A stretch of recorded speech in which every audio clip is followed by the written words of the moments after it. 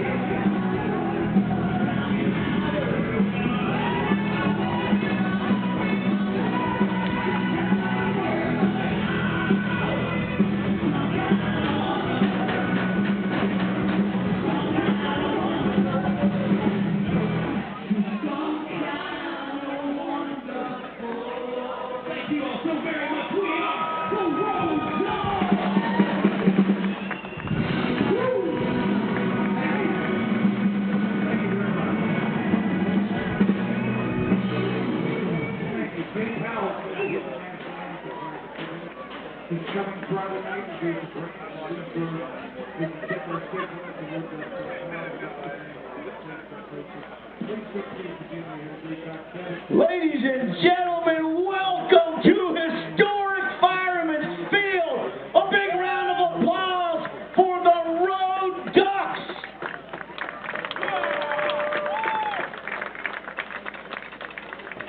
Let me tell you who got the Road Ducks here. Your first pitch special tonight. My man Kevin, Double Down Bednarz, of course the owner of both the Purcellville Pub and Purcellville Eats. Not only your gate sponsor, your foul ball sponsor. He feeds the team. He's thrown out the first pitch, and he brought the Road Ducks. A round of applause once again for the Road Ducks and Kevin Double Down Bednarz.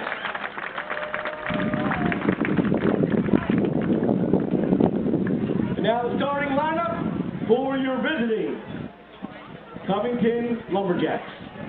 Batting leadoff from Post University, the left fielder, number 9, Michael Pavalchuk. Batting second from St. Thomas University, the center fielder, number 11, Kendry Noriega. Batting third from Michigan State, the designated hitter, number 2, Nicholas Williams. Batting cleanup from Louisiana Tech, the right fielder, number 7, Luke Smith. Batting fifth from Delta State University, the shortstop, number 16, Matthew Martinowicz. Batting sixth from Western Carolina, the third baseman, number 4, Trent Turner. Much easier for me. Batting seventh from Toledo University, the first baseman, number 27, Wesley Parker. Batting eighth from Georgia State, doing the catching, number 8, David Bell. Batting ninth from Florida International, the second baseman, number 13, Royal Quevedo. On the hill for the Lumberjacks, from Georgia Southwestern State, number 26, Grant Adams. The Lumberjacks are managed by head coach. Don't know, it's blank on the roster, so I can't tell you the face.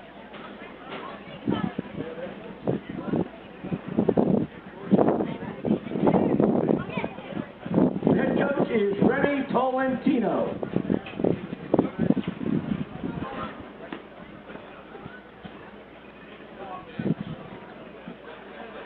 Assistant coaches, Jacob Waller.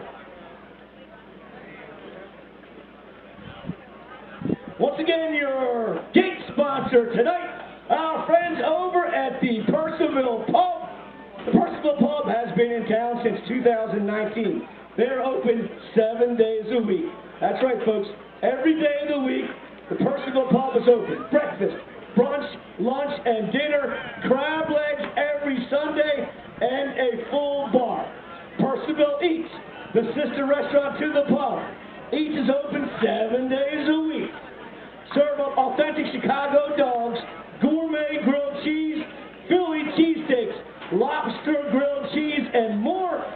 Go see their tent in the courtyard tonight only, sponsoring your first ever Cannons tailgate party. Once again, a round of applause. The Purcellville Pub, Purcellville Eats,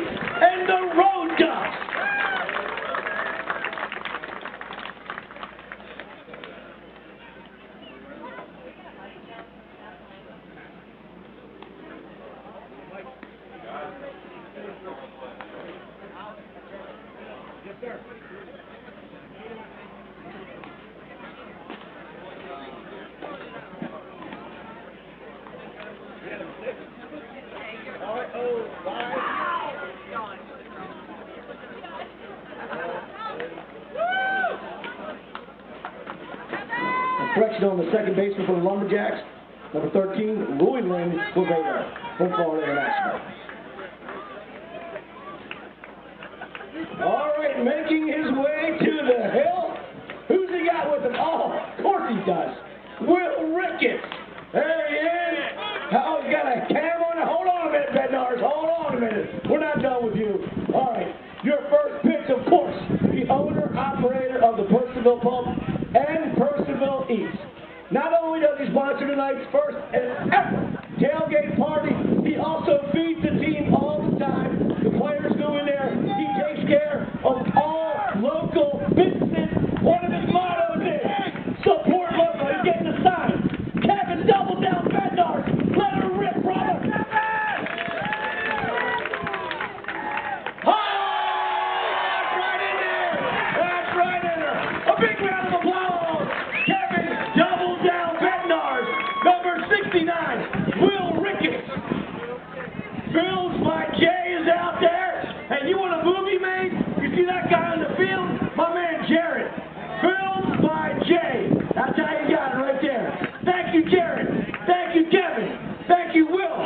Once again, a round of applause for your gate sponsor, the Purcellville Pub, your foul ball sponsor, Purcellville Eats.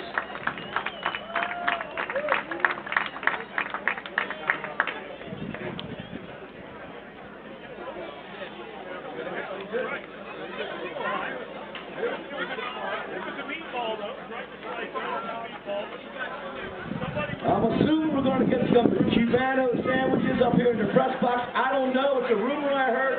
Possibly some Cubanos will be delivered to the press box.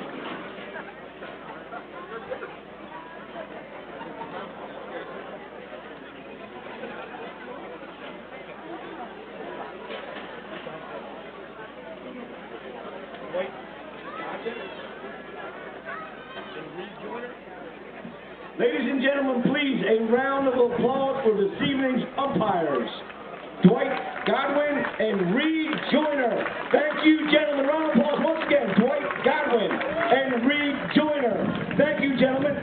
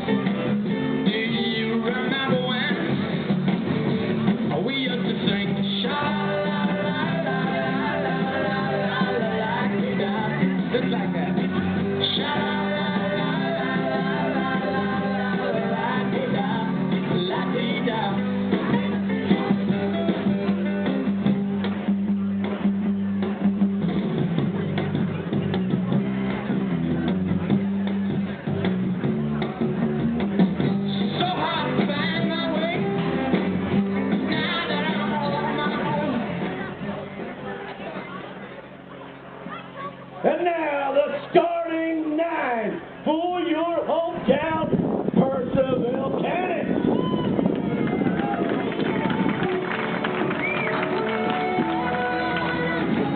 Batting leadoff from Georgia State, your shortstop, number 2, Caleb Stewart. Batting second from Florida International, the designated hitter, number 29, Ryan Guida. Batting third from Paul D. Cash, right fielder, number 22, Joe Eichelberg.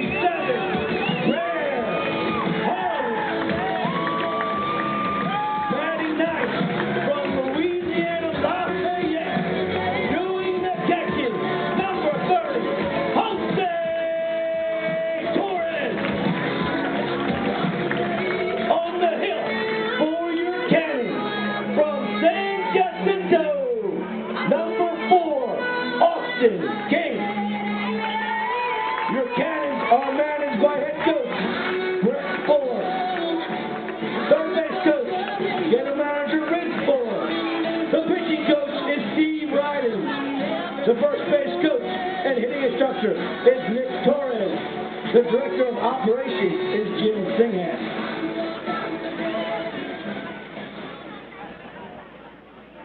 Oh, see, can you see by the dawn's early light, oh, so brightly we hailed at the twilight's last gleaming, whose broad stripes and bright stars through the perilous fight, oh, the ravens we was so gallantly streaming, and the rocket's red glare, the bombs bursting in air, gave through the night that our flag was still there. Oh, say does that star-spangled banner yet wave over the land of the free and the home of the brave.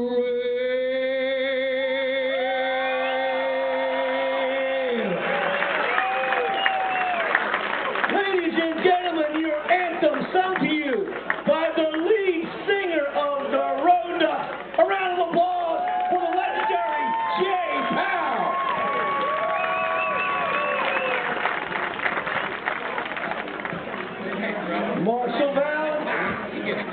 Marshall Lowry out there. Marshall, what do you got, buddy?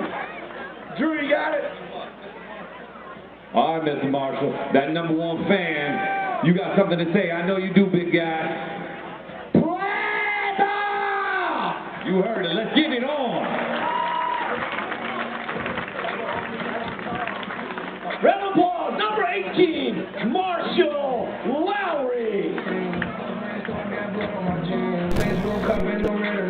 In the 6th hole, you've got number 4, Trent Turner, the third baseman from Western Carolina. In the 7th hole, you got number 27, Wesley Parker, the first baseman from Toledo.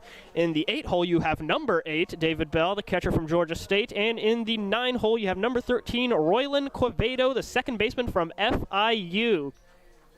And for your Cannons field, at left field, you have number 6, Chase Bryant from Southeastern. In center field, you have number 11, Mikey Brinton from Arkansas Fort Smith. In right field, you have number 22, JoJo Eichelberger from Paul D. Camp.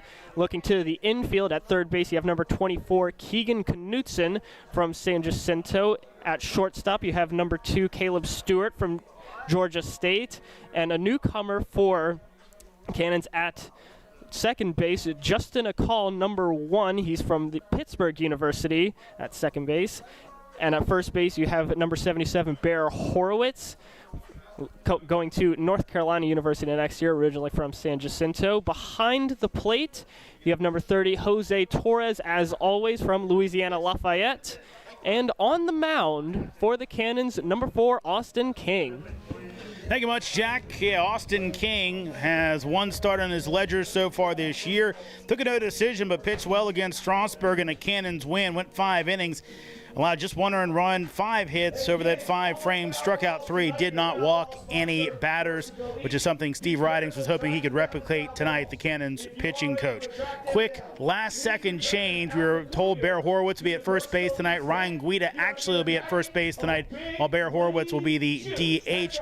Justin Akal, the second baseman that Jack mentioned, of course, back from last year, part of the Cannons team. The University of Pittsburgh was expected to go to a different league. Some circumstances changed, some family issues, and Justin finding his way back. Local product from up in Frederick, played at Frederick Community College before he was a Pitt Panther.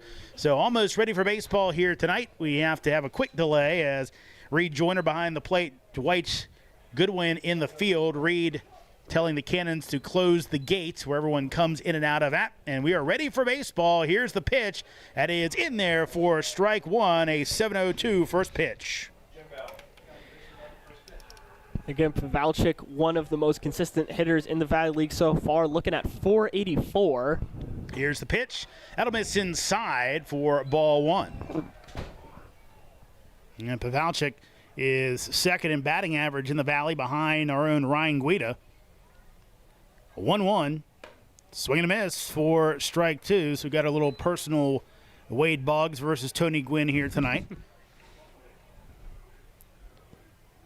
Though Guida does have some doubles to his account. 1-2, and that's going to miss outside as Torres thought he had strike three. He's about to throw that one down to first. Instead, Reed Joyner said no.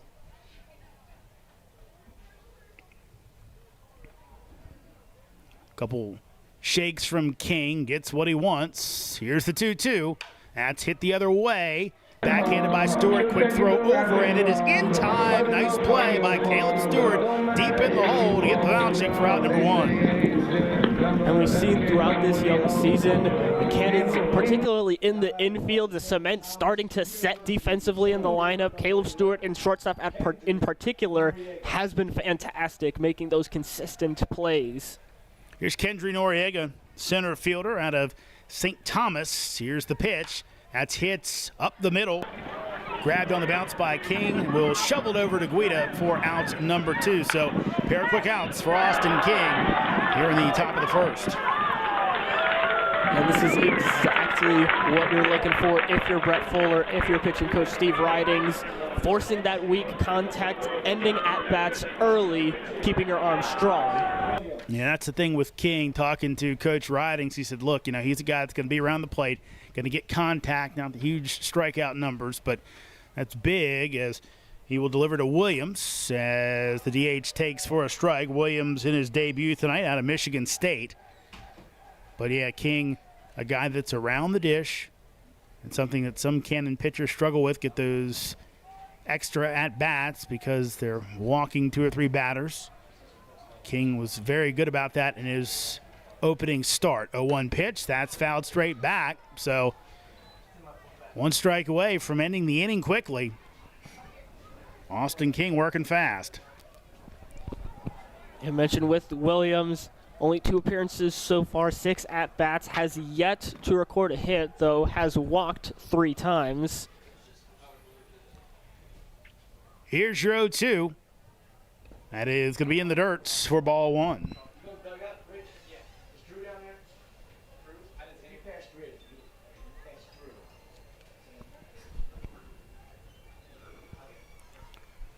One, two, coming up. Here it is. That's hit down to third base. Played by Knutson. Throws over in time. Guida, a little bit of a stretch. Not all that much. 3 up, 3 down. Go the Lumberjacks after half an inning. No score for Covington. Cannons coming to the plate. Valley League Baseball is back, and the Purcellville Cannons would like to thank their sponsors for the 2023 season. Cannons Baseball is brought to you in part by Sonic Family Chiropractic, Western Loudon Chiropractic, T-Mobile, Banff Customs, Valley Drilling, Flowers Risk Group, Alamon Studio, Fuller Treasures, J.R. Snyder Limited Professional Plumbing Services, Joe Fleming Painting Contractors, Honest Toms, Hero Homes, You guys know how to play this? 5-Star Bath Solutions, Are you guys ready for them? Farm Credit, On your mark. Epling Landscaping and Lawn Service Incorporated, Brian McDonald, Edward Jones, Dental Smiles at Purcellville Gateway, DCF Contracting, Coalition to Salute America's Heroes, Prop Metcalf Services, Climactic Heating and Cooling, Chick-fil-A, Caseco, Casa Tequila Bar and Grill, Carrington Homes, Caring Transitions, Burr Strength, Browning Equipment Incorporated, the Bob Caines Team, and Banshee Motor Cars Limited. Back in Purcellville, Cannons coming to the plate in a scoreless contest for your lineups. Here's Jack. Thank you very much, Jeremy. So in the one-hole For the Purcellville Cannons, you got number 2, Caleb Stewart out of Georgia State. In the 2-hole, you got, of course, Ryan Guida. They tied. He's playing first base tonight out of FIU. In the 3-hole, you got JoJo Eichelberger, the right fielder. Good job. From Paul D. Camp. In the 4-hole, you got Chase Bryant, number 6, out of Southeastern. In the 5-hole, you got Keegan Knudsen playing third base, number 24, out of San Jacinto. In the 6-hole, in his first appearance of this season, number 1, Justin Akal from Pittsburgh. In the 7-hole, Mikey Brinton. In the 8-hole, Bear Horowitz. And in the 9-hole, Jose Torres. Thank you much, Jack. Jack will get you the Covington defensive alignment after Mikey Brinton's at-bat, Stewart's at-bat, I should say. Caleb hopping in as he's hitting .233 on the season, and that pitch is going to be low from Grant Adams. Adams only one appearance so far in relief back on the 2nd of June against the Charlottesville Tom Sox. 1-0 pitch. Caleb takes low for ball 2. In that one, Adams pitched 2 2/3, allowed 3 hits, 2 earned runs, no walks, 3 strikeouts in the contest. Here's your 2-0. Stewart check swing, foul, and count goes to 2-1. Covington, those of you that may have followed this team or the Cannons before, as here's the 2-1. Breaking ball misses up high. But Covington used to have a color scheme of kind of a red, gold, and black. They've changed this year in solidarity with, I think, the city down there in Covington. 3-1. That's hit the other way. Could be trouble. Smith coming over. That's going to fall in for a base hit. Stewart, as it bounces away, goes into second. He will slide in with a leadoff double. Cannons on the board. Caleb Stewart with a double. And that is just a nice piece of hitting from Stewart. Such precision, being able to hit it right on the fair side of the third base line. It's just perfect placement right there. And now, excuse me, for the lineups in the field for the Lumberjacks, got Michael Pavalchik in left field, Quentin Noriega in center field, Luke Smith in right field, to the infield, Trent Turner at third base, Matthew Martinelich at shortstop, Quevedo at second base, Wesley Parker at first, David Bell behind the plate, and, of course, Adams on the mound, as we mentioned previously. Here's the pitch. That's going to be inside to Guida for ball 1.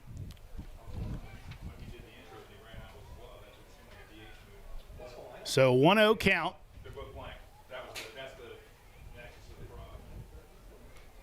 Adams comes set, and Guida hits it out to center field. Playable for Noriega. Catch is made. Quick bluff by Stewart, but throw over and no attempt to advance. So 1 out's on the board on the fly out by Ryan Guida. And again, saw contact, able to give it a little bit of a ride, but there's not quite enough on it. Yeah, squared it up, but just straight at Noriega in center. So here comes JoJo Eichelberger, the revelation out of Paul D. Camp. On the campaign, he leads the Valley in both homers and RBI. Stewart dancing off second base. JoJo takes inside for ball 1. Eichelberger, 4 homers on the season, 17 RBI. His opener with the Cannons. Did not play in the first game, but played against Winchester. Against, as that's going to come in, and that's going to miss inside. It was his game against Front Royal, was his first game against Winchester. I believe his first game was against Winchester. Yeah, it was. Missed the home opener, yeah. That's right. So in that game, had 2 homers and 7 RBI. What a debut for Eichelberger. Has tailed off a bit, but still obviously putting up some very good numbers even without that one game. Runner goes, Eichelberger takes it, throw down, and he is safe at third base.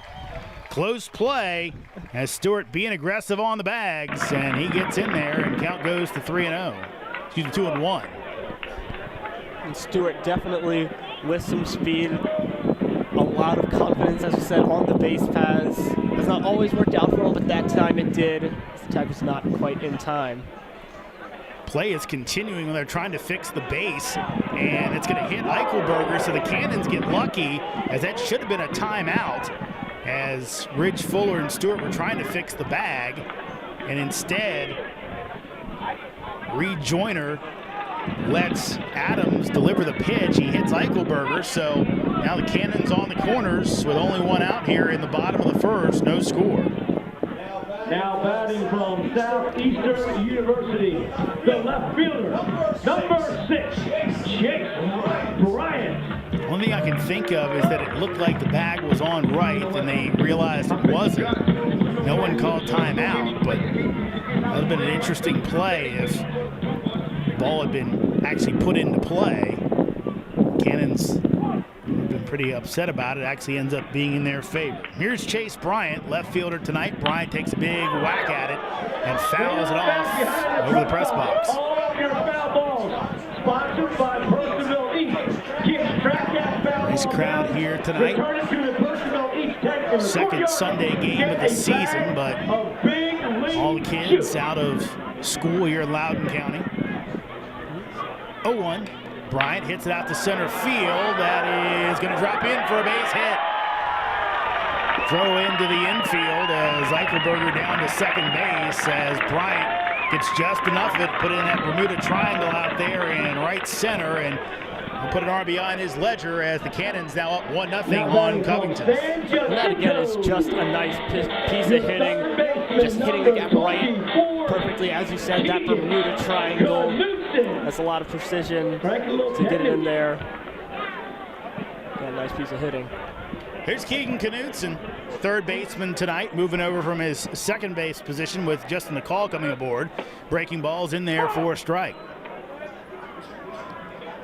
Kind of splitting time some of the guys in the infield, but solidified there for a bit was Stewart at shortstop, Knudsen at second base. Here's the 0-1, and that'll be in there for strike 2. But with Justin McCall coming in, 2022 Cannon, he's in more of a middle infielder. So Knudsen goes from second to third. McCall slides in at second base. Stewart stays short. 0-2 pitch. Knudsen just tries the emergency hack, and he's able to foul it off to stay alive at 0-2. And you mentioned with King Knudsen and a new spot on defense with his capabilities, I think he's definitely in a pretty solid spot to be able to move over to that third base. Calm. A bit better quickness than Knudsen.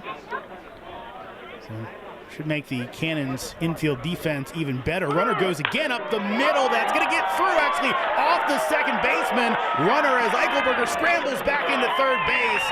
Wild play there, folks. It went up the middle, got by the pitcher Adams.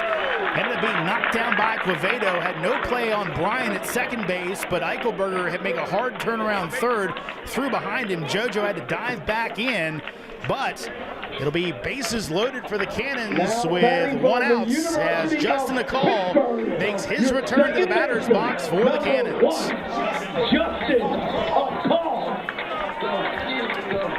See here a call in a great position for his first at-bat. We've seen, as we mentioned, with JoJo Eichelberger, Cannons make big splashes in their debut. We'll see what a call can do. Here's the pitch as a call takes inside for ball 1. Gonna call. Spent the past season with University of Pittsburgh. Had double-digit homers for the Panthers. 1-0. That'll miss high for ball 2.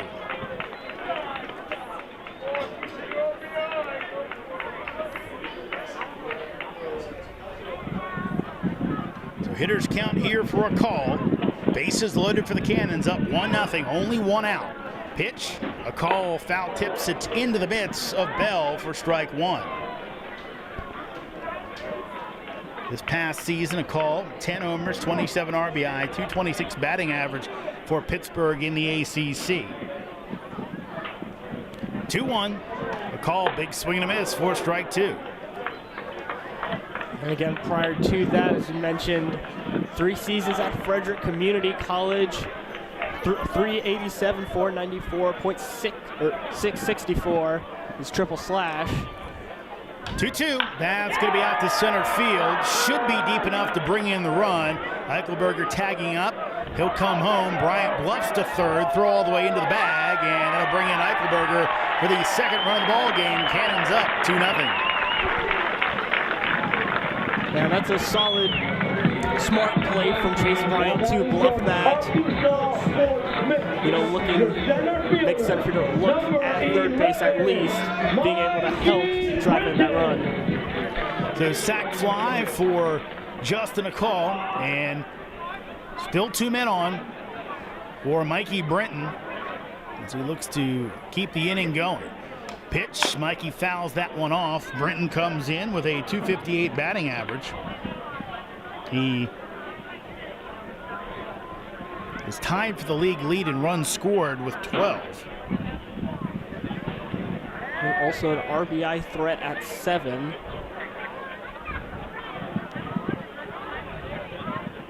Here's your 0-1. Mikey takes one in the dirt. Nice block by Bell. Keep it in front and keep the runners at their bags. Bryan at second. Knutson down at first with Bear Horowitz on deck. But it's on Mikey Brenton right here. Needs to get on base to keep the inning alive. Adams checks the runner at second. Comes home. Misses outside for ball 2.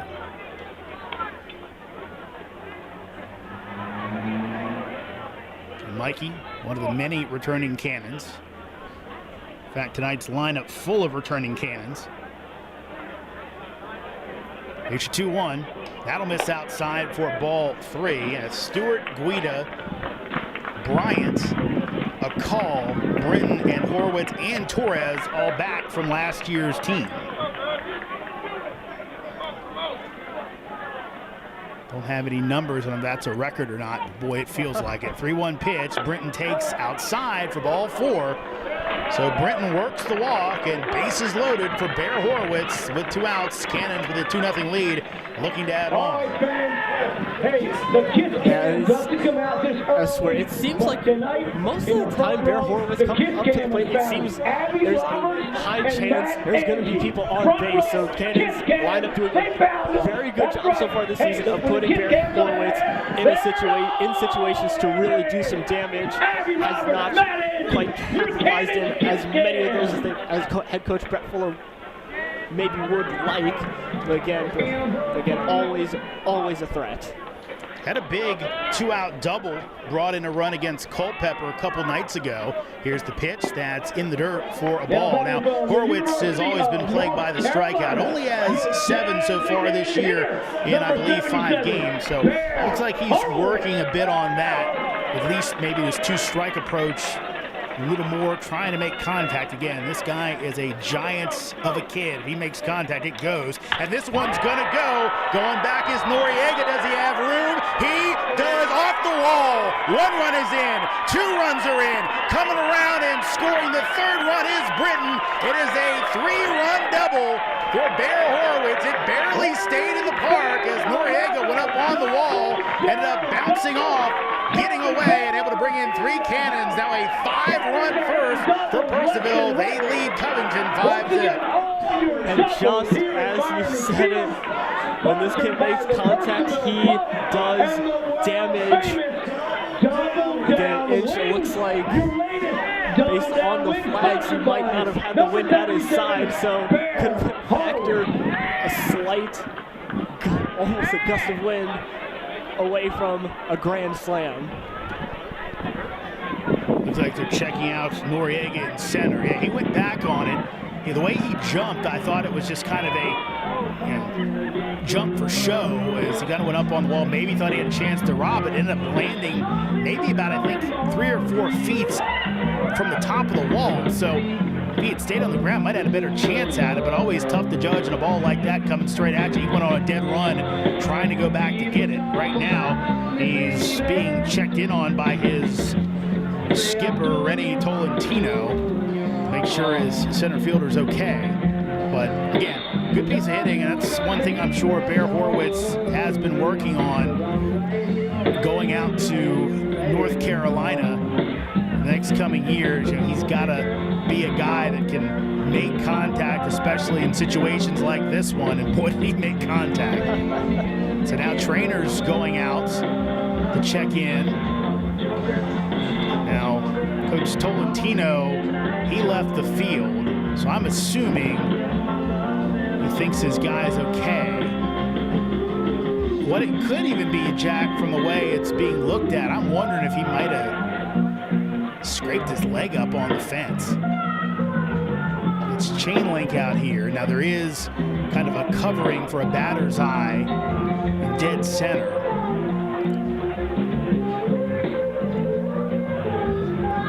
We'll have to see. It looks like there's something being wrapped on the leg right now.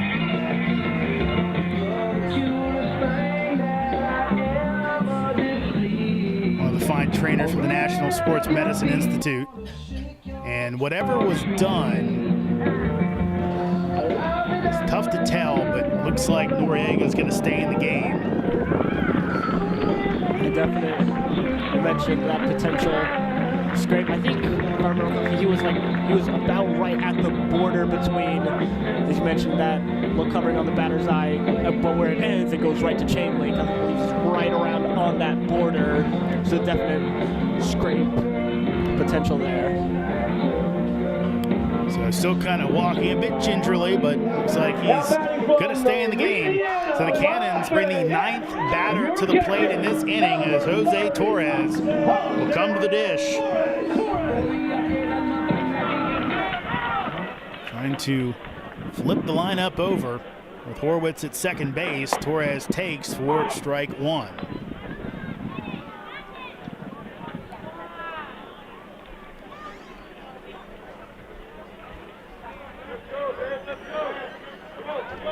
Here's the 1 as Torres fouls this straight back, and he'll be down 0-2. On back fans behind the press box, all your foul balls, sponsored by Purcellville Eats.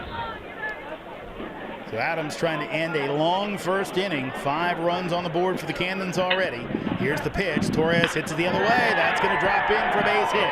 Horwitz will be holed up at third base. Throw goes all the way through, but Jose, no chance to go down to second. So again, Cannons on the corners and back to the top of the lineup in Caleb Stewart. Again, Torres, yet another nice piece of hitting for the Cannons, just able to bloop it in right into the gaps. Something he's been great with all season, one of the more consistent Cannons hitters at 357 going into this one.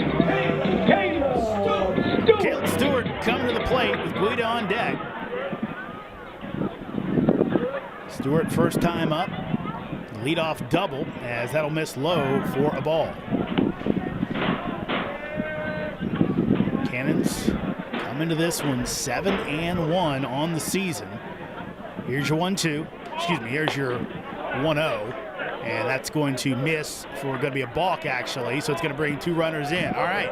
So we have a little bit of confusion, but a balk called on Grant Adams. So no pitch. 1-0 count it should be, with Torres going down to second and Bear Horwitz coming in from third.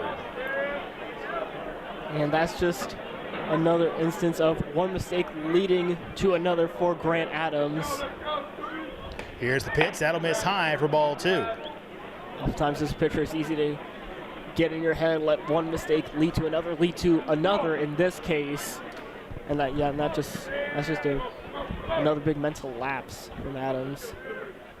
Torres, good side lead off second base.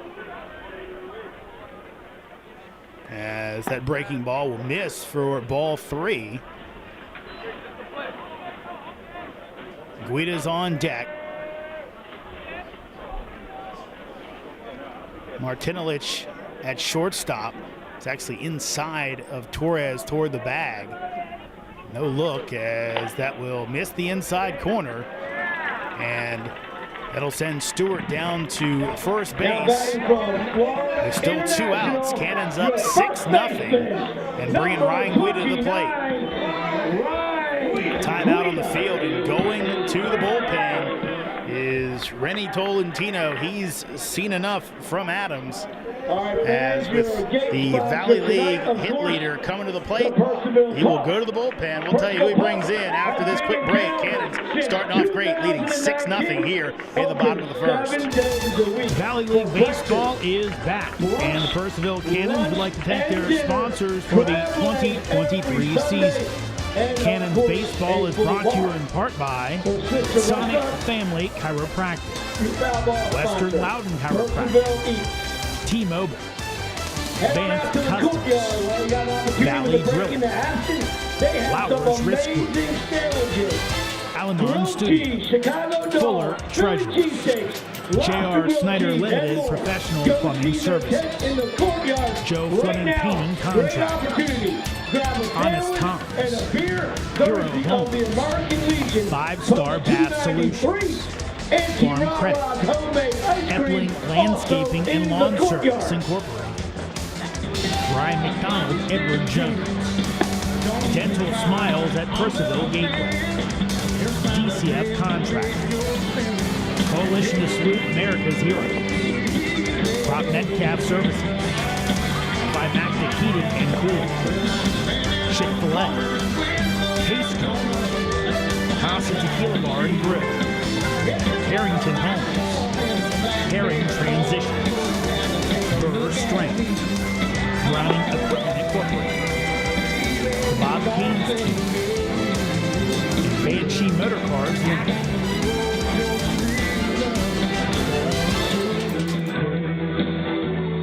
Welcome back to Fireman's Field. Cannons with a 6-0 lead as new pitcher on for Covington is Alexander Yenis out of Nicholls State.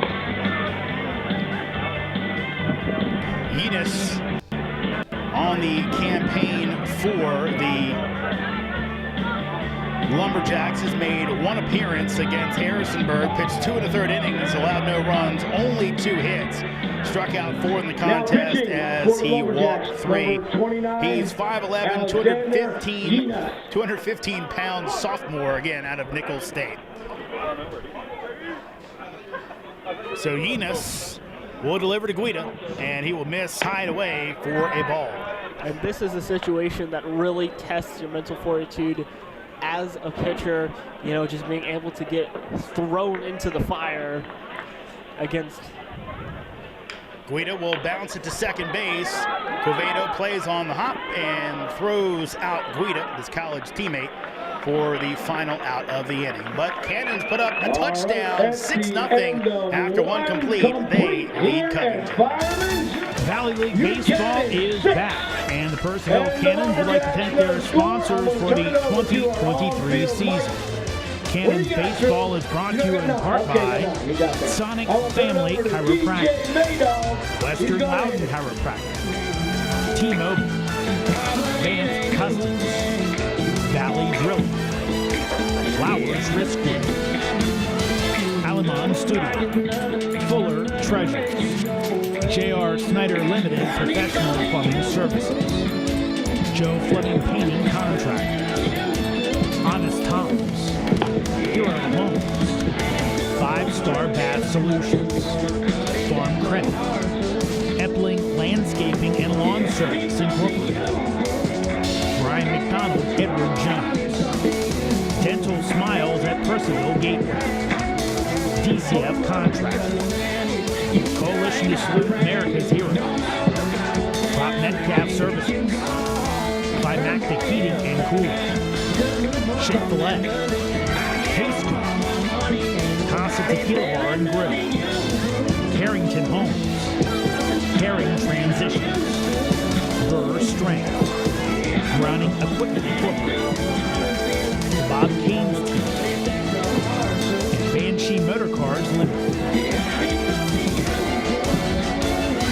What a start for the Cannons as they bring 11 to the plate, score 6, and have a 6-0 lead on Covington. Austin King back on the hill for the Cannons. I think the only question might be, Jack, is that long playoff. Can Austin be as on the mark as he was in the first inning? Yeah, definitely solid potential here from King, you know, still as fresh as you could expect for someone going into their second inning. 3 up, 3 down in the first. Very efficient in doing so. Now batting from Louisiana, Tech, the right fielder, number 7, Luke Smith. Here's the pitch to Luke Smith, who will hit it out to a call, plays on a hop at second base, and throws over, and just in time, he double clutched. I don't know if Guida had gotten over the bag in time, so he had to wait. And the hustling Smith almost beat it out, but out on the board for the Cannons here in the top of the second. And again, for a call, that's just a situation where, Now batting obviously King putting him in a good position. That's the shortstop, number 16, Matthew. Relatively easy to field, and a call, able to make the play, still, getting off a little bit of rust. Matthew Martinolich, excuse me, that's going to be fouled back for a strike. Martinolich out of Delta State, I believe is in Louisiana. Could be wrong about that. I'll have to check. Here's the 0-1. That is in there for strike two.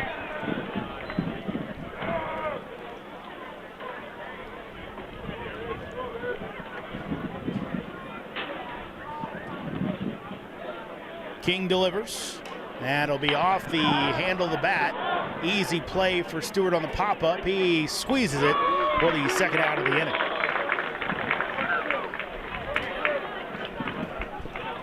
Again, King working with efficiency, just attacking the zone. Telling the Covington hitters, just Now batting you gotta hit it. Western Carolina, the third baseman, number 4, Trent. Here's Trent Turner out of Western Carolina. Here's the pitch, and that'll be hit to the backhand of Stewart. Nice stop, throws over, and he got him at first.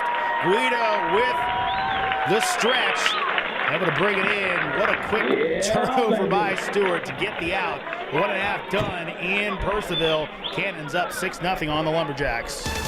Valley League Baseball is back, and the Purcellville Cannons would like to thank their sponsors for the 2023 season. Cannons Baseball is brought to you in part by Sonic Family Chiropractic, We'll separate them up. We got Western Preston Loudon and Chiropractic, Bradley.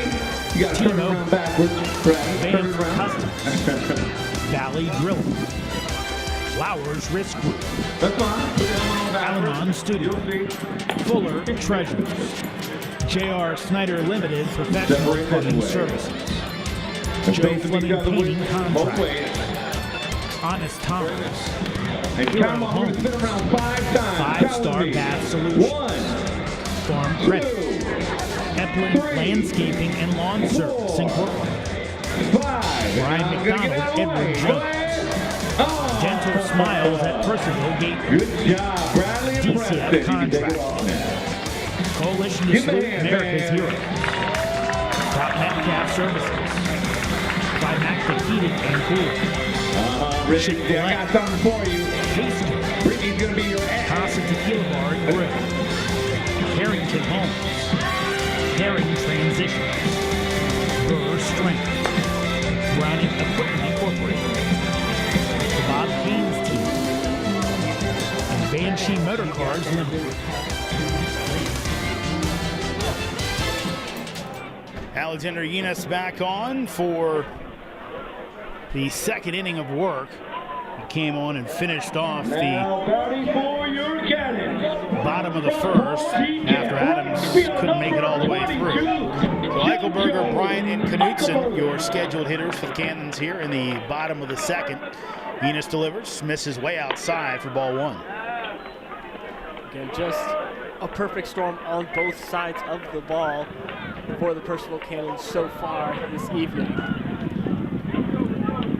1-0. That'll miss outside for ball 2. Eichelberger was hit by a pitch his first time up.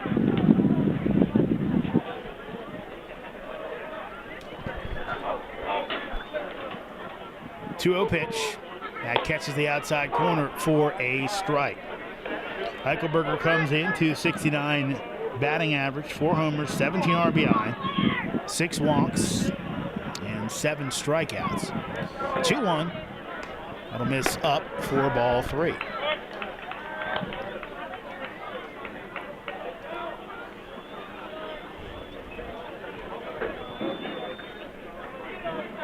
(3-1) from Yenis. That's hit out to right center field. Could be trouble, but Smith coming over from right field to make the catch for out number 1.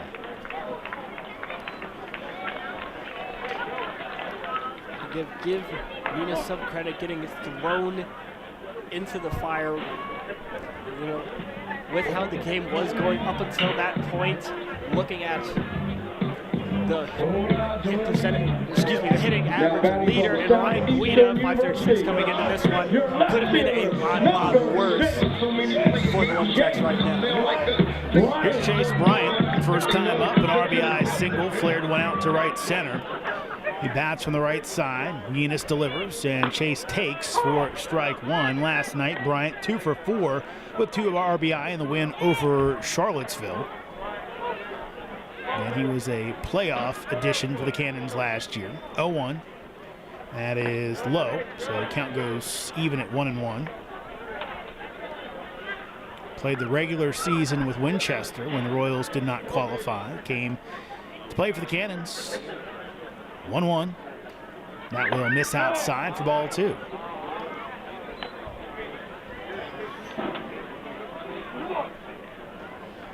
Of course, the Royals, they did not make the playoffs out of the North last year. 2-1 pitch. That'll miss high and away for ball 3. Of course, the other team didn't make it. Newmarket, they qualified but didn't have enough players to continue, so that bumped the Cannons up to the 3rd seed in the North and Front Royal to the 4th seed. 3-1. That'll miss up high for a ball. So Chase Bryant draws a 5-pitch walk. Man on here with 1 out. Here in the bottom of the second, Cannons with a 6-0 lead. Your third baseman, number 24. This is key to continue that momentum here. Able to force the out on Ryan Guida, continue that, and of course, fly out with Eichelberger. So here's the pitch. Knutson takes down the heart of the plate for strike 1. Last night, Keegan went 0 for 4, dropped his batting average down to .333.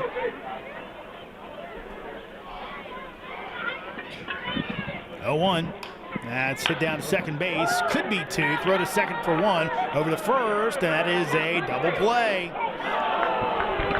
Dwight Godwin rings them up, so Knutson grounds into the double play. 3 up, 3 down for the Cannons the unconventional way. After 2 complete, it's Purcellville 6. Lumberjacks, nothing. Valley League Baseball is back, and the Purcellville Cannons would like to thank their sponsors for the 2023 season. Cannons Baseball is brought to you in part by Sonic Family Chiropractic, Western Loudon Chiropractic, T-Mobile, Banff Customs, Valley Drilling, Flowers Risk Group, Alamon Studio, Fuller Treasures, J.R. Snyder Limited Professional Plumbing Services, Joe Fleming Painting Contractors, Honest Toms, Hero Homes, 5-Star Bath Solutions, Farm Credit, Epling Landscaping and Lawn Service Incorporated, Brian McDonald, Edward Jones, Dental Smiles at Purcellville Gateway, DCF Contractors, Coalition to Salute America's Heroes, Prop Metcalf Services, Climactic Heating and Cooling, Chick-fil-A, Pastries, Casa Tequila Bar and Grill, Carrington Homes, Caring Transitions, Burr Strength, Browning Equipment Incorporated, the Bob Kane's Team, and Banshee Motor Cars Limited. Back in Purcellville, Cannons up 6-0 as we head to the top of the 3rd. The next 2 innings of play-by-play. Here's Jack Hughes. Thank you very much, Jeremy. So coming up to the plate for the Covington Lumberjacks, Wesley Parker coming off a solid play at first base, having to stretch a little bit to complete the inning-ending double play. As Austin King delivers the first pitch, is high for ball 1. First baseman number 27. Parker hitting .222 on the season with a big one RBI home run against the Waynesboro Generals on June 6th. Second pitch is slapped foul, so even the count at 1-1. And one RBI home run proved to be the difference in a 4-2 win on June 6th.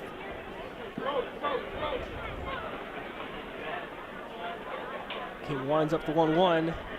That one is outside for ball 2. Until he goes to Toledo. He's got the yellow color scheme going. Got the wrist tape, has the bat. King the 2-1. Again, slaps foul well above the backstop. Foul ball's going straight on back Count behind at the 2. box. Your foul ball sponsor, Purcellville Eats. They have a tent in the courtyard. Kids return that baseball to the courtyard and get a bag of Big League Chew. Gets the sign, the 2-2. Slapped right above Justin McCall, play able to be made at center field. Brinton able to stop Parker from going any further. We're getting a base hit. First of the game for Covington. And just dropped that one in over top of a call. Good piece of hitting if you're Covington right now. You just got to try and kind of chip away at it. Of course, in the Valley, sometimes those chip aways become big innings. Of course, David Bell at the plate receives first pitch well inside for ball 1. King didn't walk anybody in his last outing, but did hit a batter. Almost hit Bell there. King the 1-0. Slapped almost in between shortstop and third base, but Stewart able to make the sliding sliding field. An errant throw. But nobody advanced on the play, Jack. It was actually an interesting play because he made the stop, looked to say, okay, I have no play here, no throw. Then he kind of saw that Bell wasn't getting down there that fast, threw it wide to Guida, and luckily got a good bounce for Ryan that it didn't allow Now Parker to advance.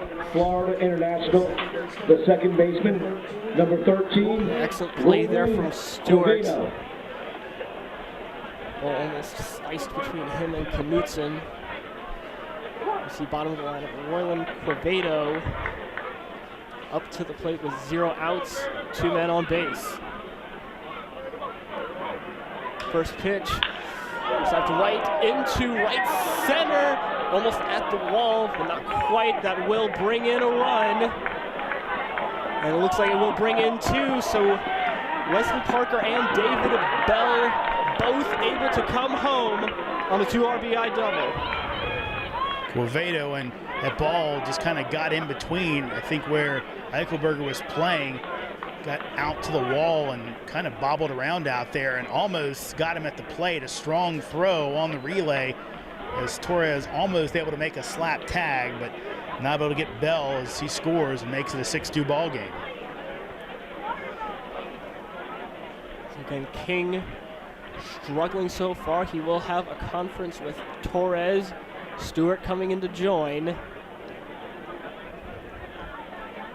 See, this will remain between the players. Nothing from head coach Brett Fuller or pitching coach Steve Ridings yet. The conversation is done, so we will bring up the top of the lineup again with Pavelcik. Left fielder number 9, Michael Pavelcik. Again, grounded out in his first at-bat against King.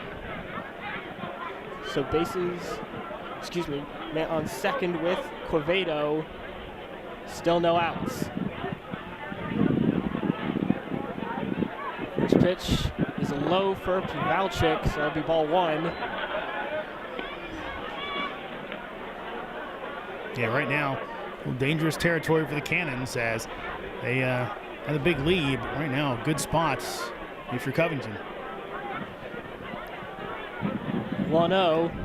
It's again outside for ball 2.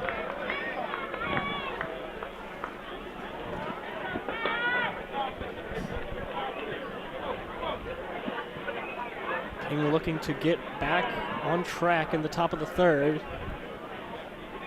He's allowed 3 hits so far in this inning. 2-0. Slapped to right field. That will be a base hit. Quevedo looking to go home, but does not. He will remain at third. So no RBIs, but a base hit. Runners at the corners for Kendry Noriega. 4 straight hits, and that one, it looked like Eichelberger was taking his time and appeared Now batting from St. Thomas.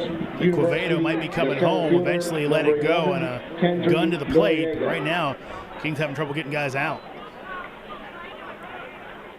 First pitch to Noriega is blooped up almost at the wall, but Eichelberger able to get under it. Will it be enough to send Quevedo home? Yes, it will.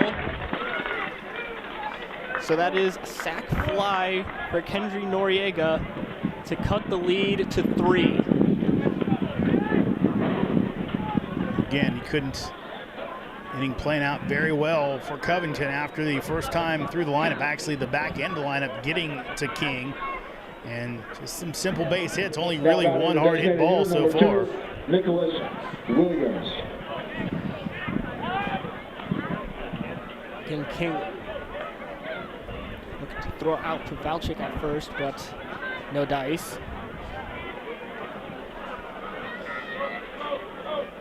Nicholas Williams, another victim of the ground out in his first at-bat. First pitch to him is low. Torres able to swallow it. So no advance for Pavelchik. Pavelchik, a stolen base threat. He's 6 of 8 on the season on stolen bases. Count is 1-0 for Williams. Pitch is slapped into left field, but Bryant's able to make the catch. Looking for the double play. The throw to first. Tag is applied. And Dwight Godwin says nope, he is safe. So 2 outs still for King.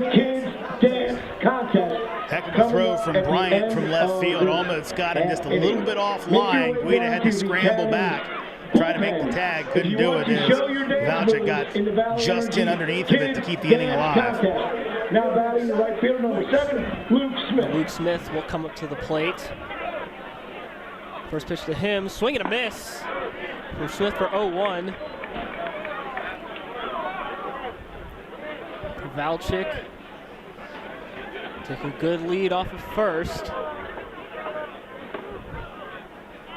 So 2 outs here for the Cannons in the top of the 3rd.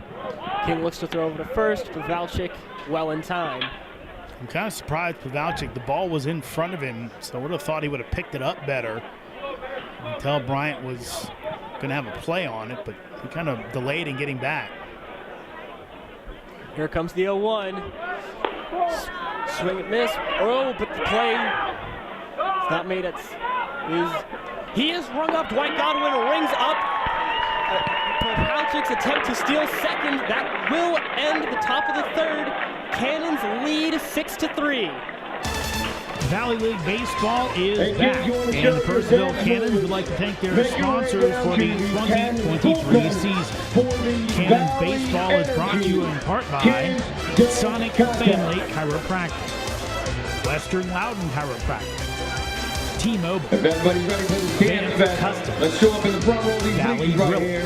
Let's show up in the front row of the Flowers Ritz bleachers. Group, Alamon Studio, Nick, Fuller let's go. Treasures, Keep moving J.R. down, keep Snyder moving down. Limited Professional Everybody Plumbing in line. Services, Keep moving. You guys know how to clap? Joe Fleming Painting All right, we know how to Contract, left from all right. Honest All Thomas, right, we'll see. Hero Homes, Everybody know how to clap? 5-Star Bath Solutions, All right. Fans, you guys know how to Farm clap. Epling Wow, Landscaping all right, and let's Lawn go. Service DJ Incorporated, Mason. Go ahead Brian and step feet McDonald, with us. Edward Jones, Dental Smiles at Purcellville Let's go, Gateway, clap. Come on. DCF There you Contract, go, clap. You guys are going to have to turn around Coalition to and Salute face me. America's Turn Healer, it up a little bit, DJ Mason. Rock Metcalf Services, Climactic Heating and Cooling, Chick-fil-A, Casey, Casa Tequila Bar and Grill, Harrington Homes, Walking out of your step. Karen Walking. Transitions, Burr Strength, Come on. Grounding Equipment Incorporated, To right. Bob Keen's To right. Now, kick. Banshee Motor Cars Limited. Breathe. Press. Let's go. And welcome back to historic Fireman's Field in Purcellville, Virginia. Alexander Yenis looking to continue some pitching momentum as Come on, give it up for him. Kick. the Cannons lead 6-4. Built up a Let's go. big 6-0 lead after There you one. go. Kick. Lumberjacks looking to come back. Walking. Thank you, DJ Justin Mason. Akal Give it up for coming me, up to his y'all. 2nd plate appearance of the season. First pitch to him is inside, not quite able to be handled. Excellent job. by Bell. Looks like we had a scoreboard malfunction there. Actually 6-3. Excuse me, 6-3. Apologies.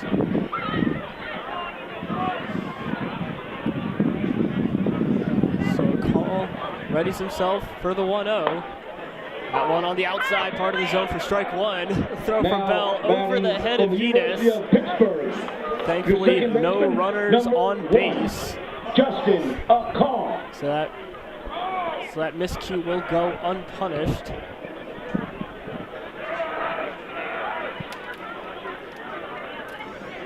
So 1-1 pitch, slapped right. We'll call foul by Joyner. That one hit right at the third base line, but again drawing just foul. So a call down in the count, 1-2. Cannons still lead 6-3.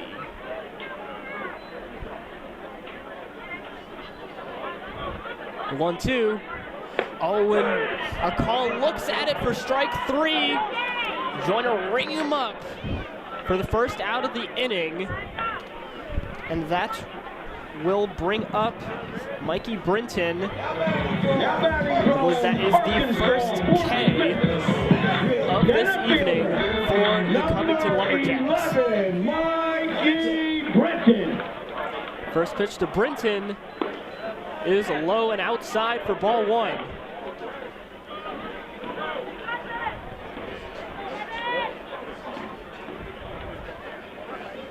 So 1-0, right down Broadway for strike one.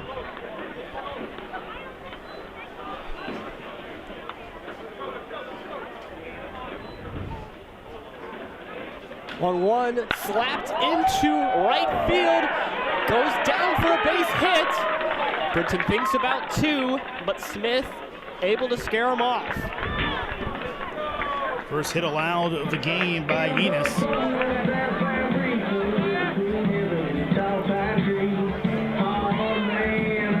So Horowitz will look to help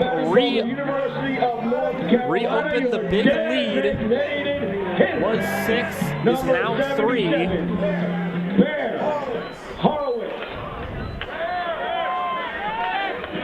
Horowitz, 3 RBI double. That one inside part of the zone for strike one. Brinton, slight lead off of first. The 0-1, fouled off by Horowitz. That will get him in a hole early. There is the in the flesh, hit and run, sports card, Ernest Basili in the house tonight. Horowitz gets himself ready for the 0-2. Delivered, and he's caught looking for strike three. Another K for Yenis. Second out of the inning. We'll bring up Jose Torres. Now batting from Louisiana Lafayette, your catcher, number 30, Jose. Kind of hit in that big first inning to flip the lineup over. Against Adams, the 0-0 is on the outside part of the zone for 0-1.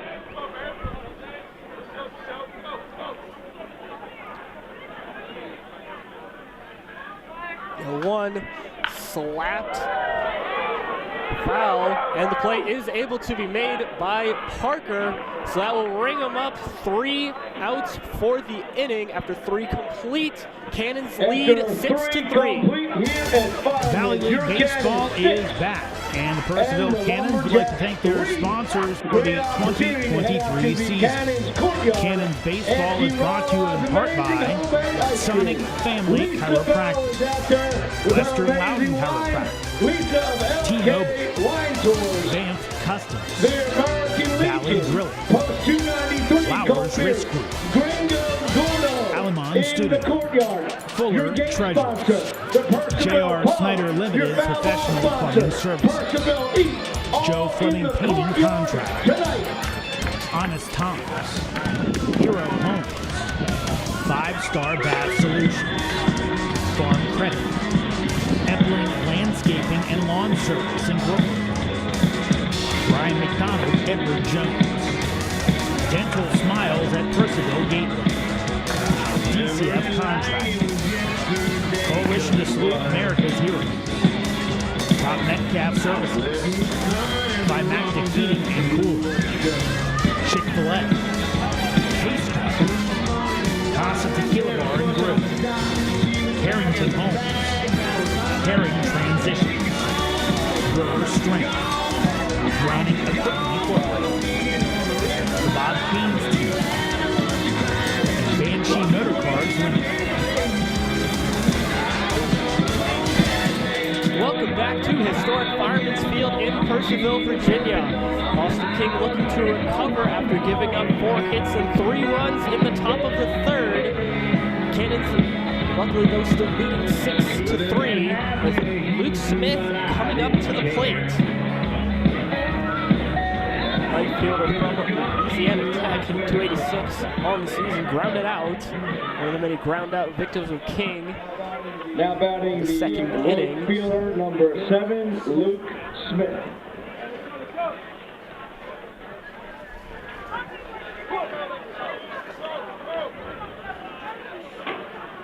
King gets the sign from Torres, fires the first pitch, high for ball 1.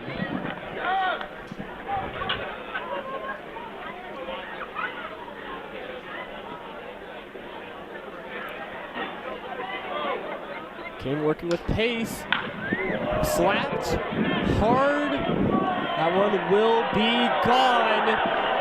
Luke Smith with a single home run to cut the Cannons lead to 2. Yeah, what a shot, that solo homer there by Smith, and what I think it did, there's on those light poles, Jack, there's kind of, I think, a little transformer box on it, hit the top of that, so it kind of bounced up and then ended up going past the fence area, but yeah, he definitely put a charge into that one. The shortstop, number 16, Lumberjacks Matthew continuing to take Martinovich. momentum. Austin King throws the first pitch to Martinovich.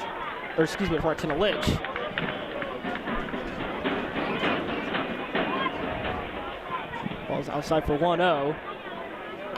And Martinovich with a little grounder, taken by a call, given to Guida for out number 1 of the inning. Yeah, that one right off the end of the bat, Jack, and you could tell the English looked like a little pool ball in some ways, just kind of skidding and squibbing out there. Tougher play than really it looked like to the naked eye. A call had to hustle and make a good throw. See Trent Turner going up to the plate. First pitch thrown to him is slapped into left field, and the play is made by Chase Bryant. He's able to get well under it for the second out of the inning.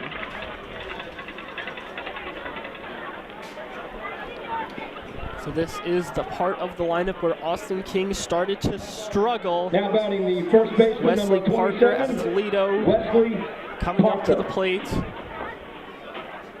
See all yellow from him on his wrists, on the bat. First pitch fouled off, I believe right above the backstop for 0-1. Yeah, I can't tell whether the handle is black or navy blue. Navy blue and gold, of course, the colors of Toledo. 0-1. And Parker looks it in for 0-2. Good breaking ball there from King. Delivers that one under the legs of Torres. So it'll be very low for ball 1.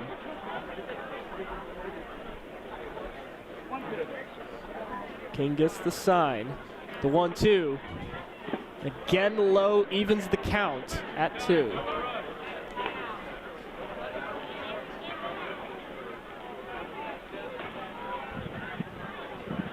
Fires.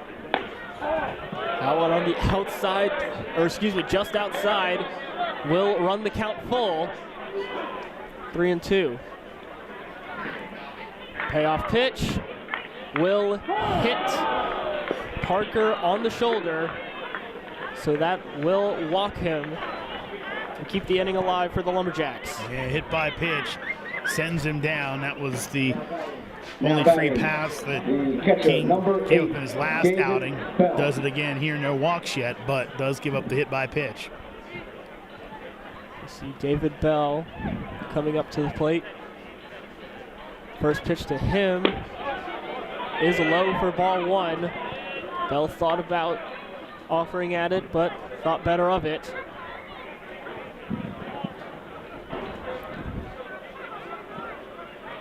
King, the 1-0. Inside that time for ball two. So we've got a little stretching down in the Cannons bullpen, but no throwing yet. King, Brett Parker on first. Taking a slight lead, the 2-0. That one on the low part of the zone for strike one.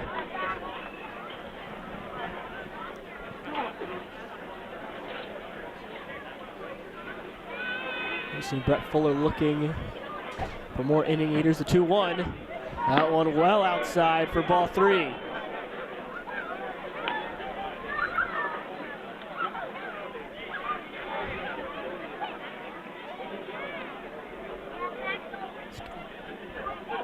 King struggling with some rhythm here. The 3-1. That one inside. So that will be ball four. Another freebie for the base on ball. It's his first walk of the season.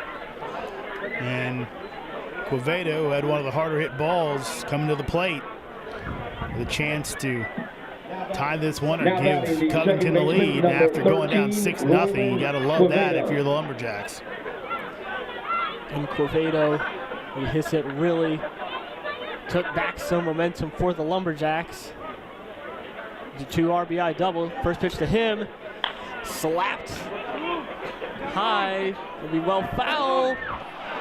And the diving catch able to be made. Yes, Canucks with the third out of the inning. So Cannons escape giving up only one run.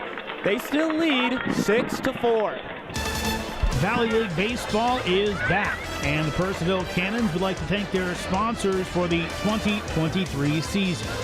Cannons Baseball is brought to you in part by Sonic Family Chiropractic, Western Mountain Chiropractic, Please direct your attention to center field. Advanced Customs, We've got our mascot race, Valley Drilling, and it is sponsored by Flowers Custom.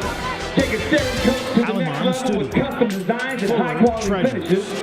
I've got J.R. Snyder the Limited man, the myth, the Professional legend, Plumbing one of Service, the owners, and then I got all the brains Joe behind the Fleming operation. Cleaning Contract, Leslie, it's partner in crime. Are you guys ready for the mascot race? Hero Homes, All right, Five-Star we got Bass Benny the Solutions, baseball, Doggy Credit, Dog the Dalmatian, and Ethling Larry the Lion. Are Landscaping you and guys Lawn ready? Service Incorporated, On your Brian mark. McDonald, Edward Get Jones, set. Dental Smiles at Purcellville Gateway, DCF Contract, All things baseball's out in hand. Coalition to Look at Salute this. America's Heroes, Doggy Dog, a lion, I don't Rock get why he's Metcalf just not Services. walking them all down and just By eating Metcalf everybody. Heating and Cooling. Being the baseball, somehow he's Chick-fil-A. running, but he's a ball because he's got Taste legs. It. I don't know where that comes from. Casa Tequila Leo Bar and Lion, Grill. Larry the Lion coming up. Carrington Being the Homes. baseball's gonna walk him down. Oh, Herring he's falling Transitions. down. Falling down. Burger Strength, Oh, there he is. Browning Great Equipment sportsmanship. And the Lion Bob walks through. Keynes Great sportsmanship, though. Great Banshee Motor sportsmanship. Cars Thank you. Limited. Leslie, oh, hit with the gritty. Hit him with the gritty. And welcome back to historic Fireman's Field Again. in Purcellville, Virginia. Bam, Lumberjacks custom. cutting the lead to 2 Get 'em off all a in it. big Bam, solo custom. home run from Luke Smith. Had some Take a stare, goes chances to the next to level. close the lead fully, but With high quality a designs great and custom finishes. diving play reaching over the fence on a foul ball. Keegan Knudsen able to save guys. Thank you, Doggy runs. Dog. Now picking up Benny the baseball. So we come back to the top of the lineup here for the Cannons with Caleb Stewart. As per the usual, the blue gloves, blue cleats.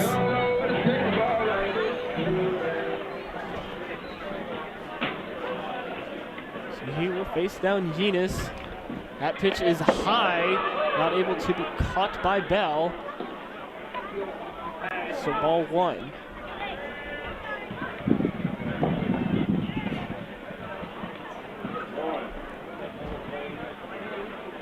1-0. Stewart thought about swinging at it, did not. Pitch is low for ball 2. 2-0. That one again outside for ball 3. Like I said, I need Stewart looking to force his second walk of the game. you can be able to do both. The 3-0 is high, so a 4-pitch walk for Caleb Stewart. His second base on ball of the match.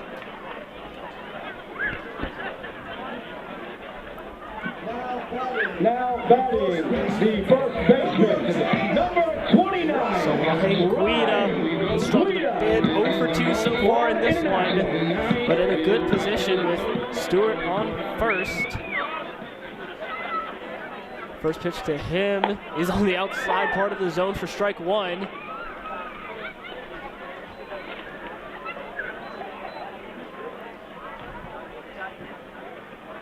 Stewart a comfortable lead off of first. The 0-1, Stewart looking to steal. And he's rung out. Tag is applied by Quevedo. So that will be the first out of the inning. Caught stealing. Very aggressive there, lefty pitcher. Part of your lineup coming up. Stewart tried to get the extra bag, and dead bird down at second. Pitch to Guida is inside. It gets a count to 2-1.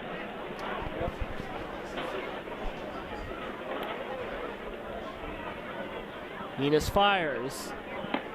That one on the outside part of the zone evens the count at 2.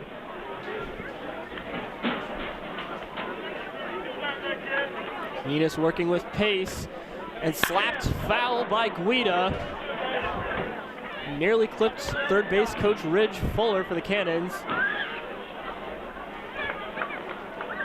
Again, Guida keeping the at-bat alive, so we will repeat the 2-2.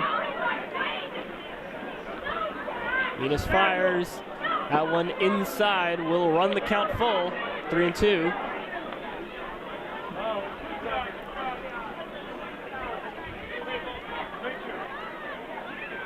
Payoff pitch. Swing and a miss from Guida. Chased low a little bit on that one. Another K for Yenis. 2 outs in the bottom of the 4th. Yenis has come on and done a good job against his Cannons lineup. Shut them down, got Guida in the first, and figured out ways to get out of it. A couple of 3-0 Ks actually as well to help out his cause greatly. See Eichelberger coming up to the plate with 2 outs, no one on. First pitch to him is inside for ball 1. Eichelberger hit by the pitch. First at bat, the 1-0. That one on the high part of the zone for strike 1, evens the count.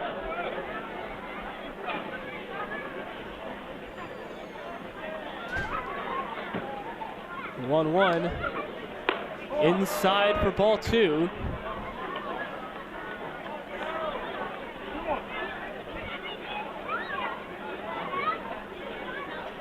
Two-1. Swing and a miss from Eichelberger. Evens the count at 2. Venus has had some control problems at times. See the at-bat against Stewart. Be able to come back. The 2-2s. Another swing and a miss from Eichelberger. Another K from Venus ends the inning. Cannons still lead 6-4. Valley League Baseball is back, and the Purcellville Cannons would like to thank their sponsors for the 2023 season.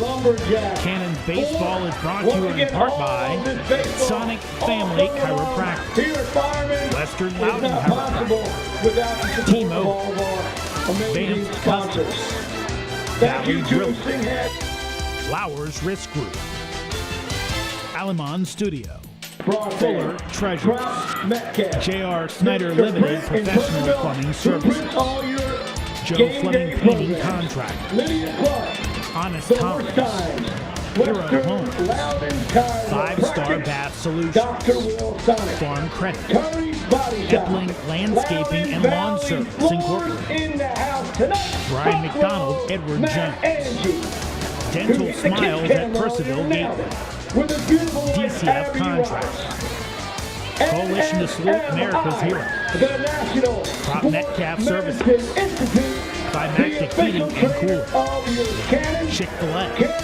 Transitions, and Casa Tequila Bar and Grill, Carrington Homes, Caring Transitions, Burr Strength, now picking Running for Equipment your Incorporated, Cannons, number Bobby 13, King's team, Jabari Smith. Banshee Motor Cars Limited. And welcome back to historic Fireman's Field in Purcellville, Virginia. Cannons lead 6-4 after a big first inning, but Lumberjacks coming back for your next 2 innings of play-by-play. Here's the Georgetown man himself, Jeremy Huber. Thank you much, Jack. Yeah, new pitcher on for the Cannons, Jabari Smith. Smith on the season so far has worked in 2 games, and neither one did he give up a run. Got the win last night against the Tom Sox, actually. I'm looking at some wrong stats, it appears to be. And yep, okay, hold on. We got the right stats. We got a couple of Smiths on the team. That's our problem. I apologize, folks. Jabari Smith, so far on the season, has pitched in 3 games. His last outing came against Waynesboro. He allowed 4 runs, 3 of those earned, 3 hits, as he pitched 2 1/3 innings, walked 2 in the contest.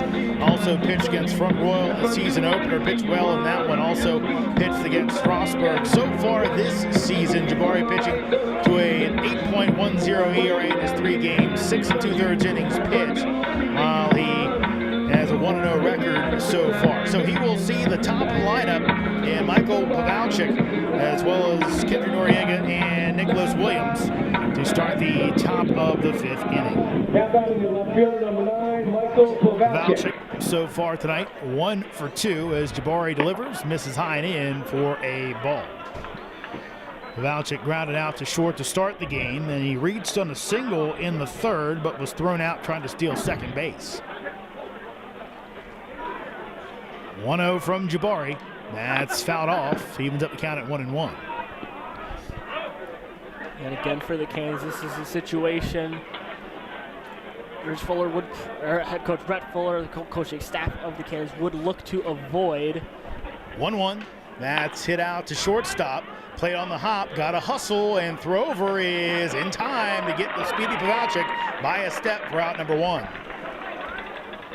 Again, Stewart at shortstop has just been electric. We already see top of the 5th here, dirt already all over the front of his uniform. He's been key to help keeping the Lumberjacks at least somewhat at bay.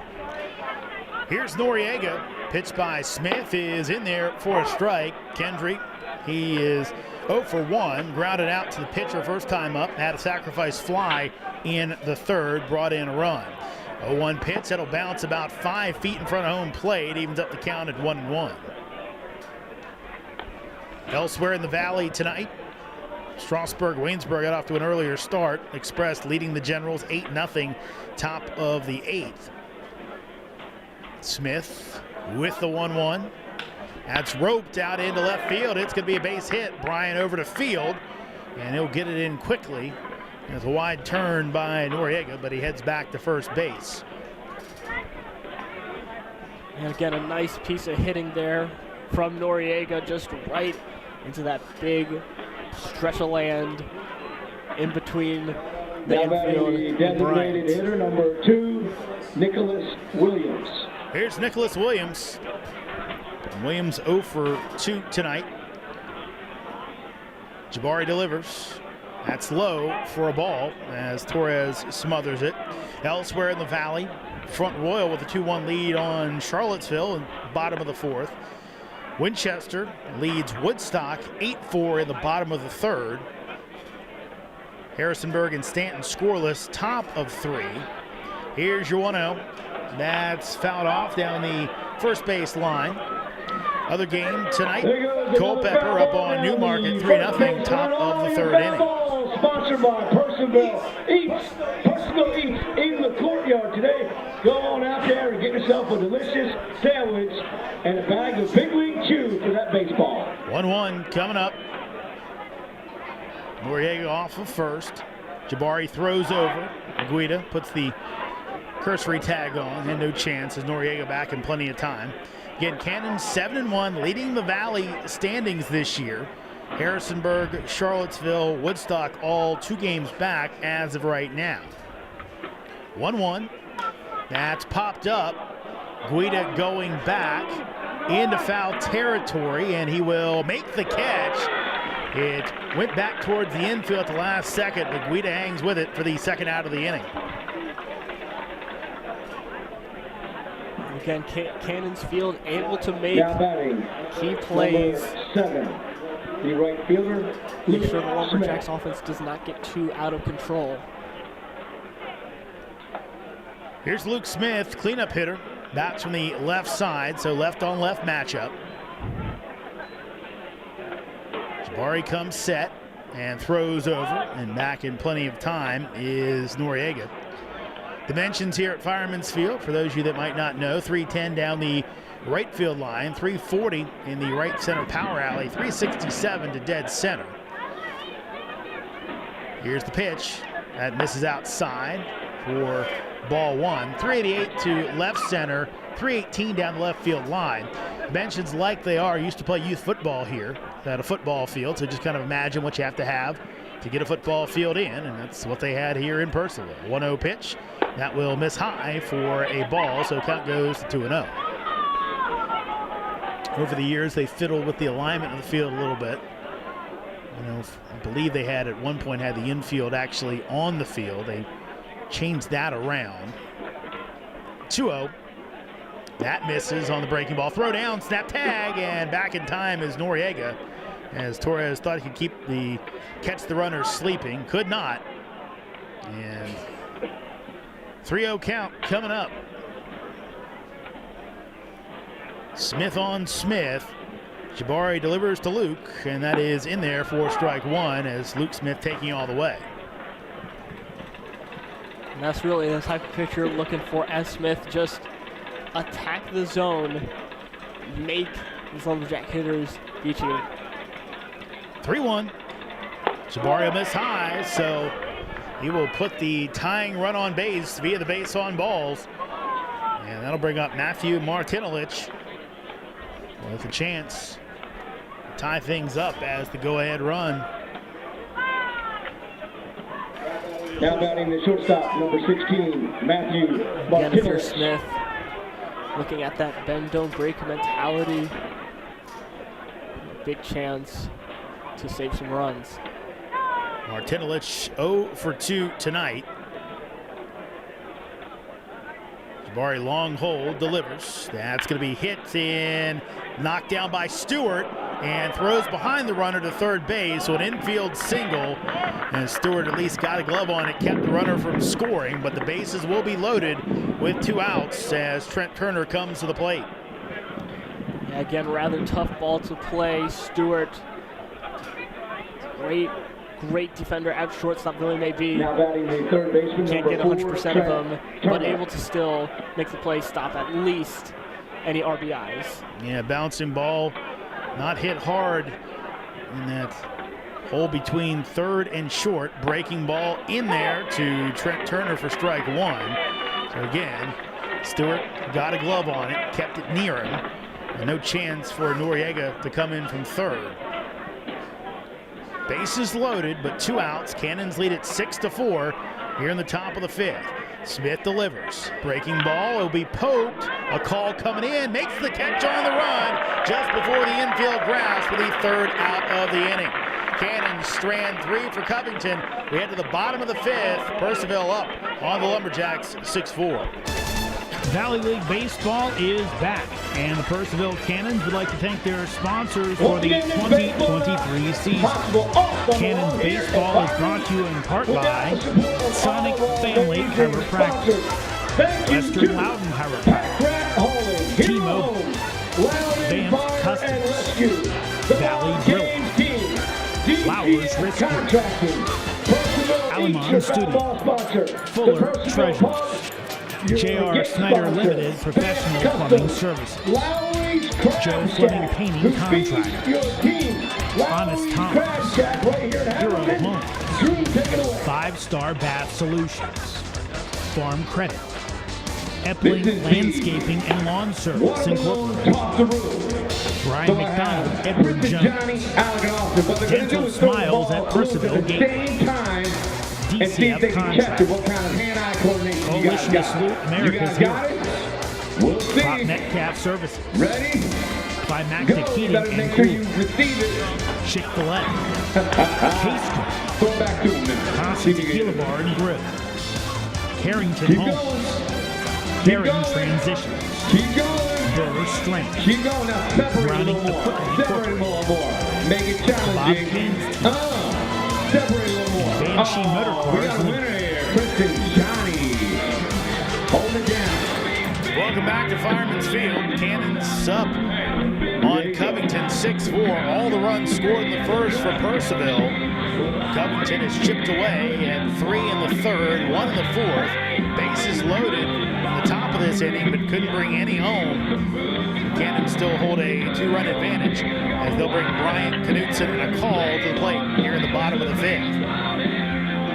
Again, as I've mentioned before, the Cannons field, cement starting to set. Of course, you got newcomers like Paul able to contribute a lot of quickness at second base, making timely plays to help the pitchers out.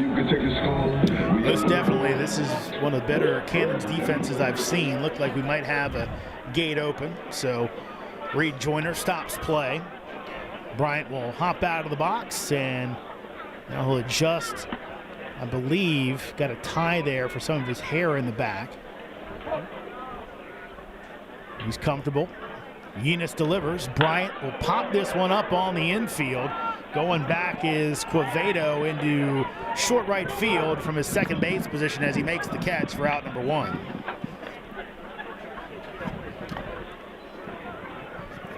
And that was just under contact, big pop-up. It's a play for defense to make. You see Bryant sometimes, he definitely will jump on that first pitch. Thought he had a good one, but couldn't handle it. Just ends up popping it up for an easy out. Here's Knutson. That'll miss outside for ball 1. Keegan so far tonight had a single back in the first, scored a run, grounded into a double play in the second. 1-0. That'll be bounced to second base. Quevedo makes the play for out number 2. So a quick 2 outs for the Cannons. That'll bring up Justin a call. Again, we're looking at another quick, efficient inning for Yenis. Already on his third batter. Yenis has only allowed 1 hit. That by Mikey Brinton in the third. A couple of walks, but those were erased either on a double play or a stolen base attempt, as the call shows bunt, pulls it back, and takes a strike. You mentioned earlier in the broadcast, a call's quickness contributing at second base. As head coach Brett Fuller is looking to see if he can contribute on the base paths. A call takes inside for a ball. A call so far today, an RBI, sac flying. Able to bring in a run that way. Struck out looking his next time up. 1-1. That's low for ball 2. Call played for the Cannons last year, was their starting shortstop for the majority of the season out of Frederick Community College. Part of a college JUCO World Series team up there. 2-1s, fouled off, straight back. So count goes 2-2. Speaking of straight back, had a fun time in the courtyard before this one today at Fireman's Field. Had the Road Ducks, played a pregame concert. A bunch of good food out there as well. 2-2 pitch, a call takes high and away for ball 3. Purcellville Eats providing the food. And at one point I was thinking about getting some food, Jack, but I don't know if I could handle their Cuban sandwich or their steak and cheese for the entire game. That's Poked out in right field, but Smith will come over about 10 feet from the line and make the catch for out number 3. Cannons go 3 up, 3 down. We played 5 here in Purcellville. Cannons up on the Lumberjacks 6-4. Valley League Baseball is back, and the Purcellville Cannons would like to thank their sponsors for the 2023 season. Cannons Baseball is brought to you in part by Sonic Family Chiropractic, Western Mountain Chiropractic, T-Mobile, Banff Customs, Valley Drilling, Flowers Risk Group, Allen Studios, Fuller Treasures, J.R. Snyder Limited Professional Plumbing Services, Joe Fleming Painting Contract, Honest Thomas, Hero Homes, 5-Star Bath Solutions, Farm Credit, Epling Landscaping and Lawn Service Incorporated, Brian McDonald, Edward Jones, Dental Smiles at Purcellville Gateway, DCF Contract, Coalition to Salute America's Heroes, Top Metcalf Services, Climactic Heating and Cooling, Chick-fil-A, Castro, Casa Tequila Bar and Grill, Carrington Homes, Caring Transitions, Burr Strength, Browning Equipment Incorporated, the Bob Haynes Team, and Banshee Motor Cars Limited. Back in Purcellville, Cannons up 6-4 as we head to the top of the 6th inning. Jeremy Hooper, Jack Hughes here with you as Jabari Smith with another inning on the mound. As he'll see bottom 3 in the lineup, Parker, Bell, and Quevedo. Of course, they, Jack, started the rally for Covington back in the 3rd. Yeah, I mean, they've been very, very successful. Out of the 6 at-bats between them, made their way at least to first base, if not further, in 5 of them. Here's Parker. Bats from the right side. Quick step off. Bryant getting into position out in left field. Jabari delivers. That'll catch the inside corner for a strike. Thought he missed, but Torres gets the call. As Jack told you, Parker singled, then hit by a pitch in his first 2 at-bats. Big swing and a miss out in front on the off-speed for strike 2. Good crowd in Purcellville tonight. Again, for a Sunday night game with kids out of school. Last day, late last week, 0-2 pitch, bounced down to third base. Going deep as Knudsen has to throw it over, and he makes the play at first. What a play by Keegan Knudsen. Went deep into the hole from third base. Normally you don't see that. Got back there, quick spin throw, gets it to Guida to retire Parker for the first out of the inning. Again, we were able to see some great plays from him earlier in the season at second, some diving catches, showing a little bit more of that defensive skill set at third base. Not always the easiest transition, but he's doing it pretty well. Here's Bell out in front for strike 1. You've got to be a little more fleet of foot over at second base. Better arm normally at third, but you do see guys make that change. That's going to miss for a ball. It gets this in. The big league queue will now be located at Gringo Gordo. Jabari delivers. That's hit down, and that'll get past Knudsen out into left field for a base hit. So a 1-out single for David Bell. This team trailing by 2 here in the top of the 6th. Return the foul ball to Gringo Gordo. And again, that one just a liner, had some velocity on it. Knudsen almost able to get his glove on it, but again, that is the second baseman, very, very difficult 13, play to make. Here's Royland Quevedo. And a 2-run double to start the scoring for Covington back in the 3rd inning. Left on left matchup here. Jabari delivers. Breaking ball in there for strike 1. Again, umpires tonight. Reed Joyner behind the plate. Dwight Godwin out in the field. Joyner, local, actually umpired up into the higher levels of the minor leagues.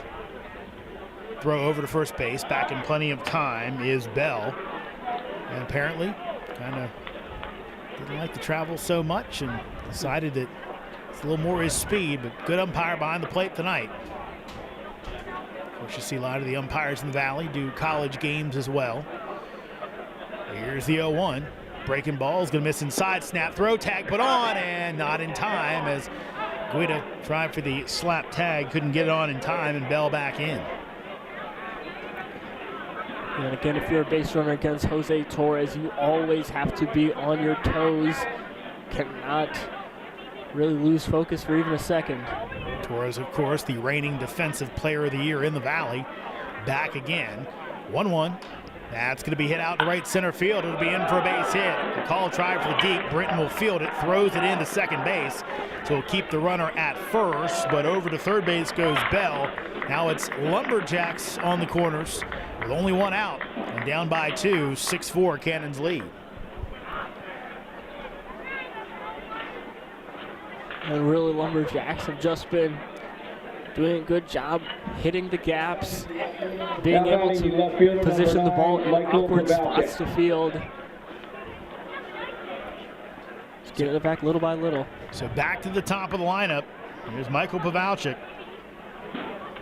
Pavelchik, despite the .484 average, only 2 RBI on the season. Throw over to first base, back in plenty of time, is the base runner.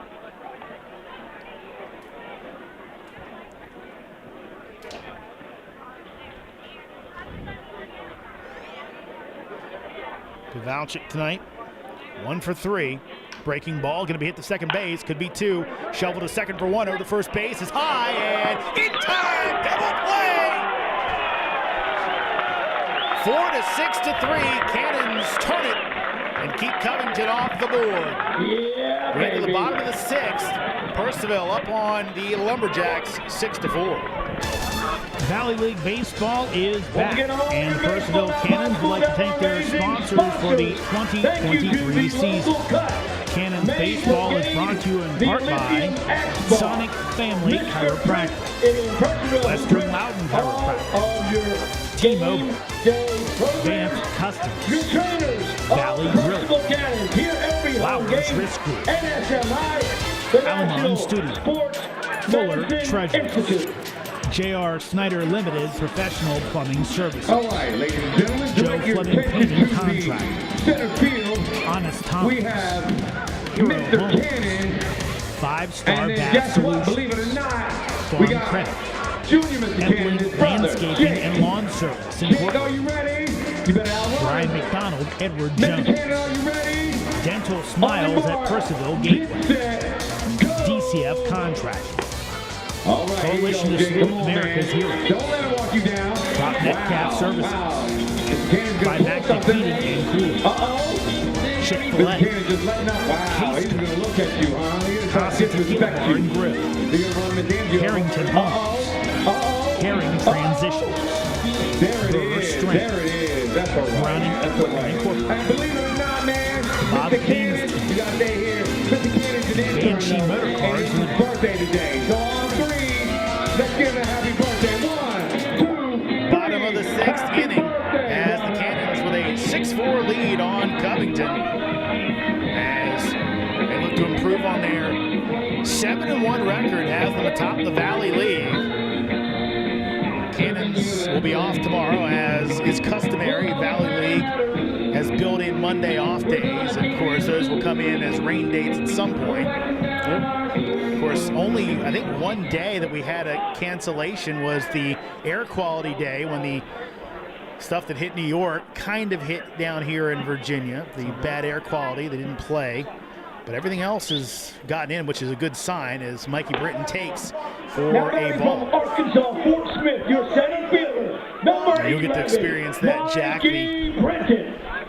Multitude of rain days later in the season, that misses up high. I mean, we've been through the last couple years where just trying to squeeze games in at the end of the year, and pitching is taxed at that point, and it's just a tough way to go about things. 2-0 pitch, that's going to miss inside for ball 3. Again, Mother Nature always proving to be fickle. Especially here. Here's the 3-0. That's in there for a strike. So 3-1 goes the count. Yeah, anytime you're down in the Mid-Atlantic, you're kind of 50-50 every day for rain. 3-1 pitch that misses inside, so Mikey Britton draws his second walk of the game. He's reached base all 3 times, and leadoff walk here in the top of the bottom of the 6th. The University of North Carolina. Up a little bit in the action. Great opportunity to head out to the courtyard. Once again, your foul ball. So we're going to have a pitching change as Rennie Tolentino is going to make the move. We'll tell you who comes on for the Lumberjacks. Cannons up 6-4 here in the bottom of the 6th after a leadoff walk. Valley League Baseball is back, and the Purcellville Cannons would like to thank their sponsors for the 2023 season. Cannons Baseball is brought to you in part by Sonic Family Chiropractic, Western Loudon Chiropractic, T-Mobile, BAM Customs, Valley Drilling, Flowers Risk Group, Alamon Studio, Fuller Treasures, J.R. Snyder Limited Professional Plumbing Services, Joe Fleming Painting Contractors, Honest Thomas, Hero Homes, 5-Star Bath Solutions, Farm Credit, Ebling Landscaping and Lawn Service Incorporated, Brian McDonald, Edward Jones, Dental Smiles at Purcellville Gateway, DCF Contractors, Coalition to Salute America's Heroes, PropNet Gas Services, Climactic Heating and Cooling, Chick-fil-A, Taster, Casa Tequila Bar and Grill, Carrington Homes, Caring Transitions, Brewer Strength, Browning Now pitching for the Lumberjacks from Bob Kane's Florida, number 14, Banshee Jacob Motorcars Limited. Heath. New pitcher on the hill for Covington is Jacob Heath, the 6'1", 210-pound senior out of West Florida, right-handed pitcher. He's seen action in 2 games so far this year, a 1-0 record for Covington. Both games pitched 3 innings, got the victory against Waynesboro his last time out as he pitched 3 scoreless, allowed just 2 hits, struck out 3. First game of the season in that blowout loss against the Tom Sox, 3 innings there. Still only allowed 2 hits, walked 2, struck out 5 in that matchup. Here's Bear Horowitz with Mikey Britton down at first base with the leadoff walk. Big Bear today with the 3-run double, the big hit in that 6-run first. Struck out looking his second time up.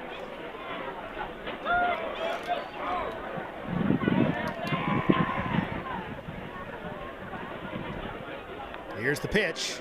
That is in there for strike 1. Every time Bear Horowitz comes to the plate, his #1 fan, Marshall Lowry, Cannon's #1 fan. You hear the Big Bear come from the first base side, swing and a miss for strike 2, and Horowitz down 0-2 quickly in this at-bat.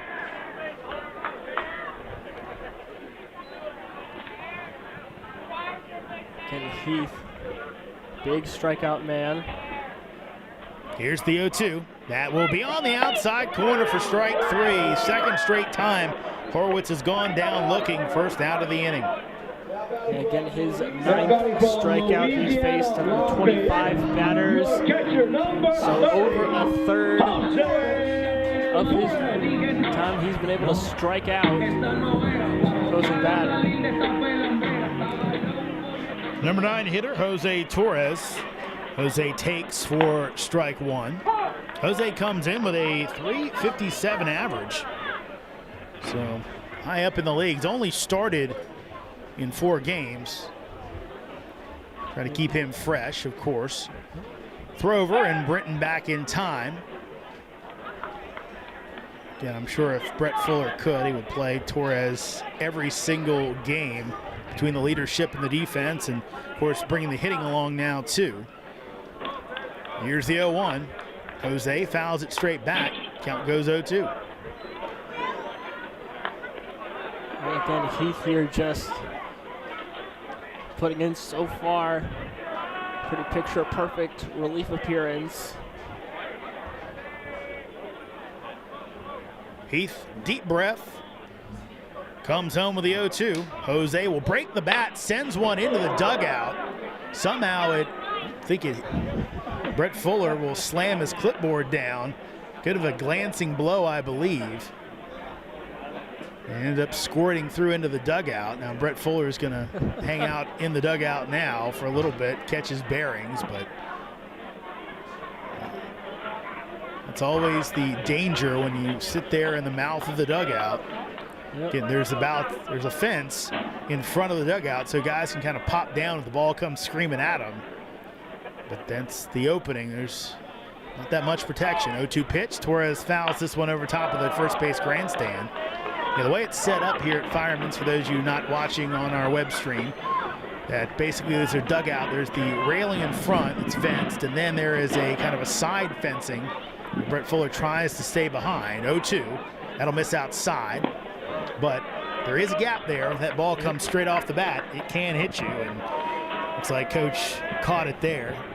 Caleb Stewart, the on-deck batter, checking in, make sure his coach is okay. Here's the 1-2. Up the middle.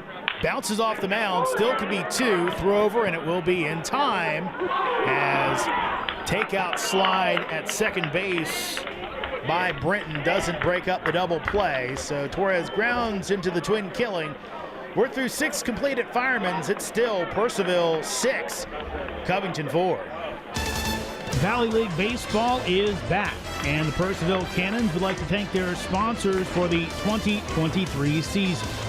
Cannons Baseball is brought to you in part by Sonic Family Chiropractic, Western Loudon Chiropractic, T-Mobile, Banff Customs, Valley Drilling, Flowers Risk Group, Alamon Studio, Fuller Treasures, J.R. Snyder Limited Professional Plumbing Services, Joe Fleming Painting Contract, Honest Thomas, Hero Homes, 5-Star Bath Solutions, Farm Credit, Etling Landscaping and Lawn Service Incorporated, Brian McDonald, Edward Jones, Dental Smiles at Purcellville Gateway, DCF Contractor, Coalition to Salute America's Heroes, Prop Metcalf Services, Climactic Heating and Cooling, Chick-fil-A,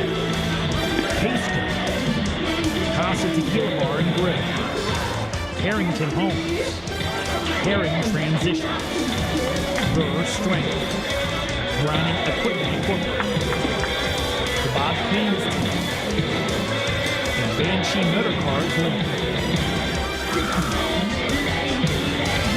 Back at Fireman's Field, we enter the top of the 7th. The next 2 innings of play-by-play. Here's Jack Hughes. Thank you very much, Jeremy. A new pitcher heading to the mound for the Purcellville Cannons. Marcio Rodriguez comes in for his 3rd appearance. Coming off a big 3 innings in relief against the Waynesboro Generals. Led of 2 hits, 5 strikeouts, 2 walks in 13 batters faced in a 12-9 win on June 7th. Junior from Rice University. Yet still maintaining a 0.0 ERA in 4 total innings pitched. Originally from Revere, Massachusetts, the righty will look to help his field out. Make things difficult for the Lumberjacks offense. So you have the 2-hole hitter Kendry Noriega coming up to the plate. Sac fly and a hit in his 2 most recent at-bats. Now pitching for your Cannons from Rice University, number 88, Mauricio Rodriguez. Rodriguez lines up his first pitch after deep breath. fires. Swing and a miss from Noriega. Rodriguez starting out hot. Scoreboard reads 94 miles an hour on his first delivery.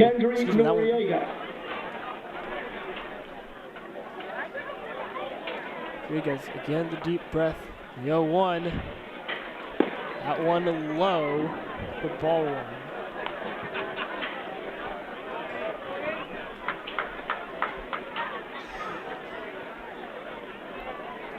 Rodriguez gets the sign. 1-1. Another swing and a miss. I believe there may have been some slight contact, but nonetheless, count is at 1 and 2. There's a rainbow-colored purse at the American Legion tent. A rainbow-colored purse at the American Legion tent in the courtyard. Cannons lead 6-4. The 1-2 is just fair, but the play's able to be made. Torres chasing it down and throwing it over to Ryan Guida for the first out of the inning. Again, Noriega with a full swing, but with where the ball went, it may have almost been mistaken for a bunt in terms of pure result. A pretty well laid bunt at that. Torres able to chase it down. And we have a pinch hitter coming in for the Lumberjacks. Pinch hitting from Alabama, We have Birmingham. number three, Logan Braunschweig. From Alabama, Birmingham. Originally from Alabaster in Alabama. First pitch to him, well inside, has to dodge out of the way for 1-0. Braunschweig appeared in 50 games in his sophomore season, 45 starts, leading his team in batting average, hits, runs scored, stolen bases with 16, as well as 3 triples. The 1-0 to him, slapped right past Rodriguez, and the almost diving play made by Stewart. No dice, goes through to center field.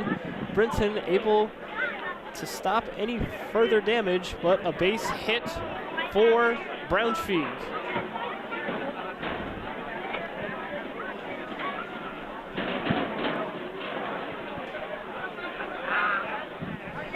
So we now have Luke Smith coming up to the plate. A solo home run followed by a walk. Braunschweig a slight lead off at first. Saddles up, looks to extend it. Rodriguez fires. That one on the outside part of the zone for strike 1.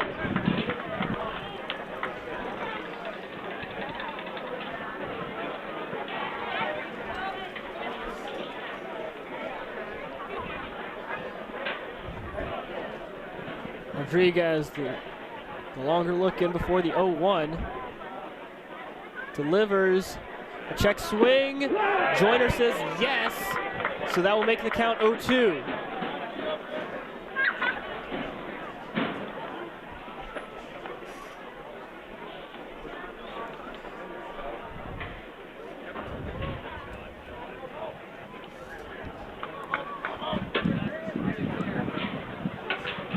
Cannons infield slightly out. The 0-2, that one just outside the zone. Keeps Smith alive at 1 and 2.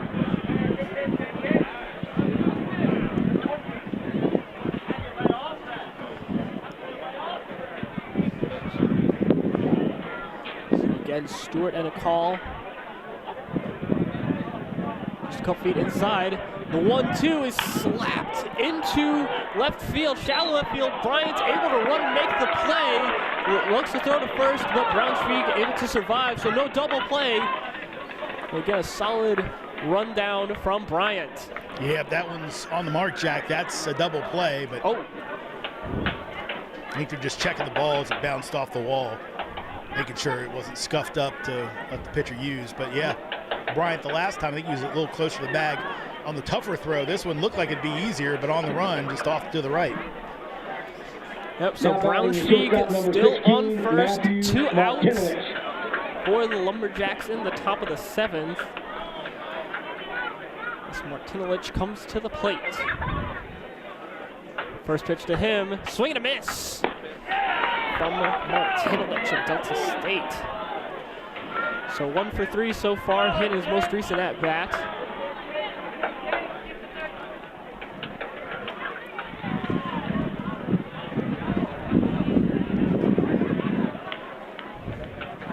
gets the sign from Torres. Here goes the deep breath before the 0-1. Slapped into right field. Running it down is Eichelberger, and just at the foul line, runs and makes the play for the 3rd out, the top of the 7th. Cannons still lead 6-4. Valley League Baseball is back, and the Purcellville Cannons would like to thank their sponsors for the 2023 season. Cannons Baseball is brought to you in part by Sonic Family Chiropractic, Western Loudon Chiropractic, T-Mobile, Banff Customs, Valley Drilling, Flowers Hey, Risk Drew, you Group, want to sing? Take me out to the ball game. You got the Alamon mic, Studio, right? Fuller Treasures, J.R. Snyder Limited Professional Plumbing Services, Joe Fleming Painting Contractors, Honest Thomas, Hero Homes, 5-Star Bath Solutions, Farm Credit, Epling Landscaping and Lawn Service Incorporated, Brian McDonald, Edward Jones, Dental Smiles at Purcellville Gateway, DCF Contracting, Coalition to Salute America's Heroes, Crop Netcalf Services, Climactic Heating and Cooling, Chick-fil-A, Case Good, Casa Tequila Bar and Grill, Carrington Homes, Caring Transitions, Burr Strength, Browning Equipment Incorporated, the Bob Keynes Team, and Banshee Motor Cars Limited.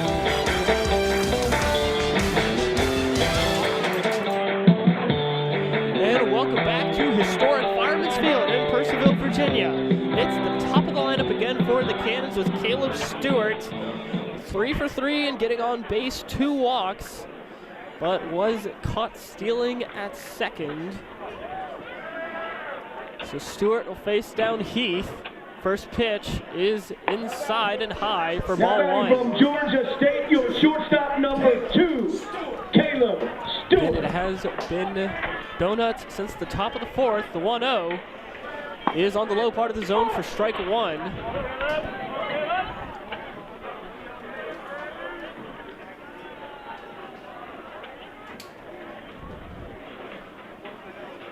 The 1-1 is outside for ball 2. Stewart hasn't been great average-wise, but he has walked coming into the game 6 times, 7 after tonight. So could be good at bat here. 2-1, slapped into almost right field, but draws well foul. No foul ball. Yeah, I guess what I'm saying, Jack, is you want to have a selective at bat here, you know, like no, try not to swing at bad pitches, try to hang tough, try and work the count, get yourself on base, maybe get an insurance run. I know it's the 7th, but try and put something on the board since all the runs came back in the first. Absolutely, the 2-2. That one outside runs the count full, and that's something says Stewart has been better at. Over the course of this season, he's been able to draw more walks. Recently was a bit more likely to chase earlier in the season. Payoff pitch, swing and a miss from Stewart for out number 1. Stewart getting a little antsy there. Well ahead of that one. So Guida coming up. Bit of an off night for Guida so far, 0 for 3. Number 29, Ryan Guida. See if he can recover. So again, 1 out. Cannons leading 6-4. That one on the outside part of the zone for strike 1.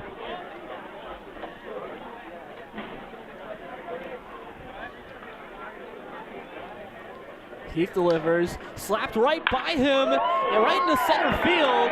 And so Guida gets his first base hit of the night.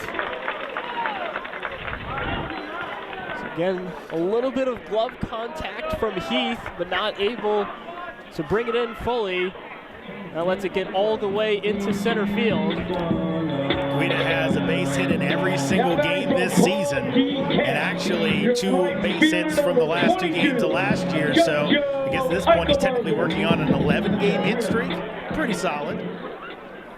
Absolutely, with Eichelberger up to the plate. First pitch to him is right down Broadway for strike one. So again, Eichelberger working with the man on first base. The 0-1, swing and a miss from Eichelberger. Gets him down in the count early. 0-2.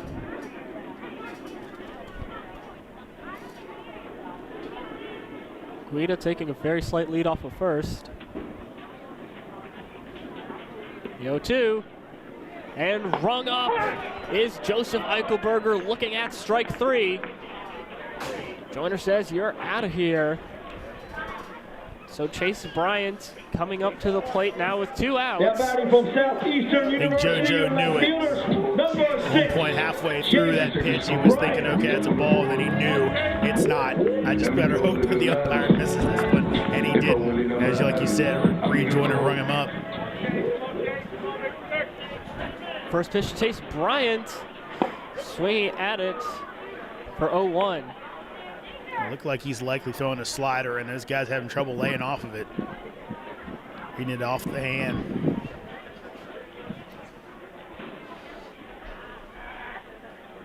He gets the sign, fires the 0-1. That one well outside for 1-1.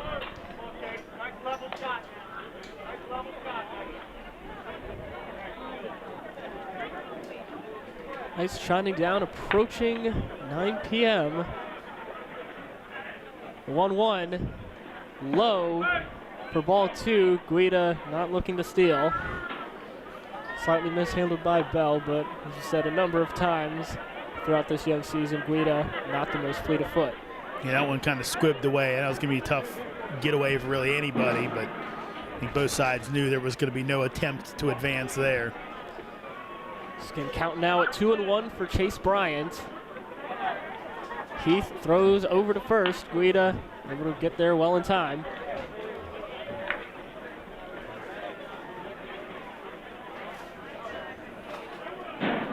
Two outs for Chase Bryant. 2-1. That one well outside. Able to be caught by Bell for 3-1.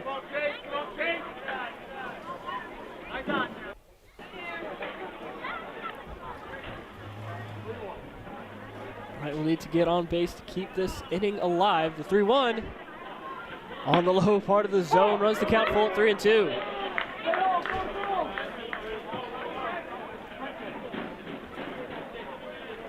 Two-thirds of the way through the top of the 7th. Heath looking to end it here and strand Guida. 3-2. Popped up by Bryant. Going foul, looking near the Cannons dugout, and lands right in the middle of the Cannons dugout, so no diving play able to be made by the Lumberjacks field. Bell and Parker both looking to go get it, but neither able to do so. Yeah, a lot going on there. Brett Fuller vacated the spots so guys could get in, put his clipboard on his head so he didn't get hit, but I think Bell had a shot at it, but he ran to that side railing. He hit it pretty hard, not kind of knowing where he was. So if that wasn't there, he probably goes into the dugout, makes the catch, but new light for Chase Bryant here. Indeed, we will repeat the 3-2. And he will be rung up by Reed Joyner. Another K for Heath. Ends bottom of the 7th. So through 7 complete, Cannons is still lead 6-4. Valley League Baseball is back, and the Purcellville Cannons would like to thank their sponsors for the 2023 season.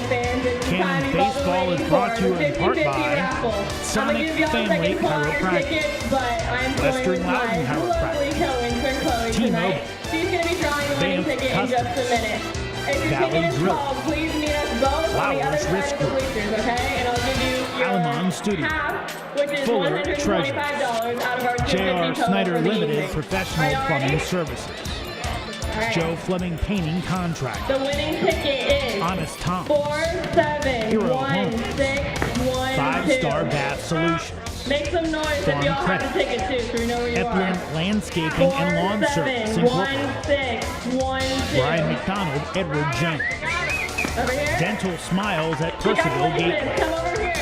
DCF Contracting, Coalition to Salute America's Heroes, Prop Metcalf Services, by Mactic Heating and Cooling, Chick-fil-A, Casto, Casa Tequila Bar and Grill, Carrington Homes, Caring Transition, First Strength, if you're Running interested in hosting a 2023 Cannons player, please visit Banshee the Motor website, Cars Limited. Purcellvillecannons.com. And welcome back to historic Fireman's Field in Purcellville, Virginia. Will Ricketts warming up for yet another outing here in Purcellville. So far already in 4 games, 4 appearances, most recently able to get the win in 1 2/3 innings pitched against the State Braves on June 9th, a 4-3 win.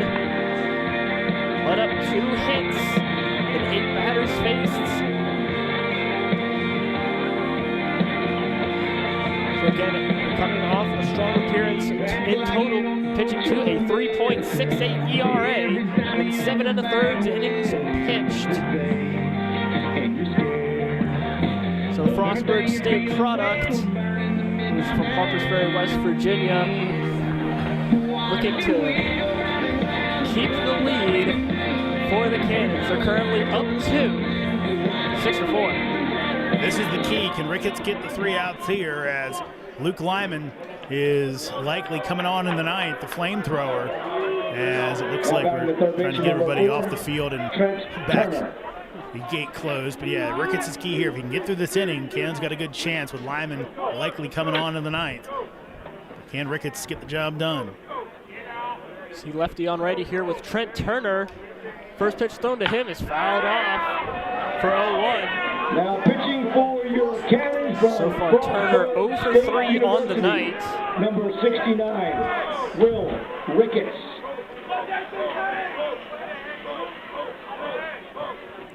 The deep breath before the 0-1.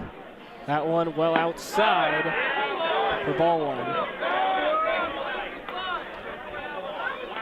Not a lot of velocity from Ricketts, but there's some off-speed stuff, kind of funky wind-up. A little bit of deception out there as well. Big movement guy. The 1-1. That one slides in low for ball 2.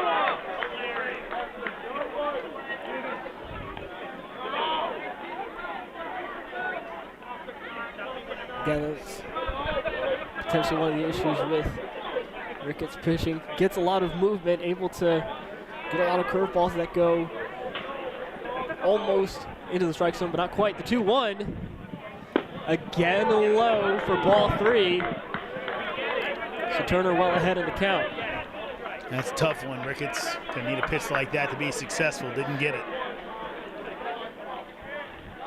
Again, with that movement, good job making guys chase. 3-1 slapped to Caleb Stewart and able to make the throw over to Guida for the first out of the inning.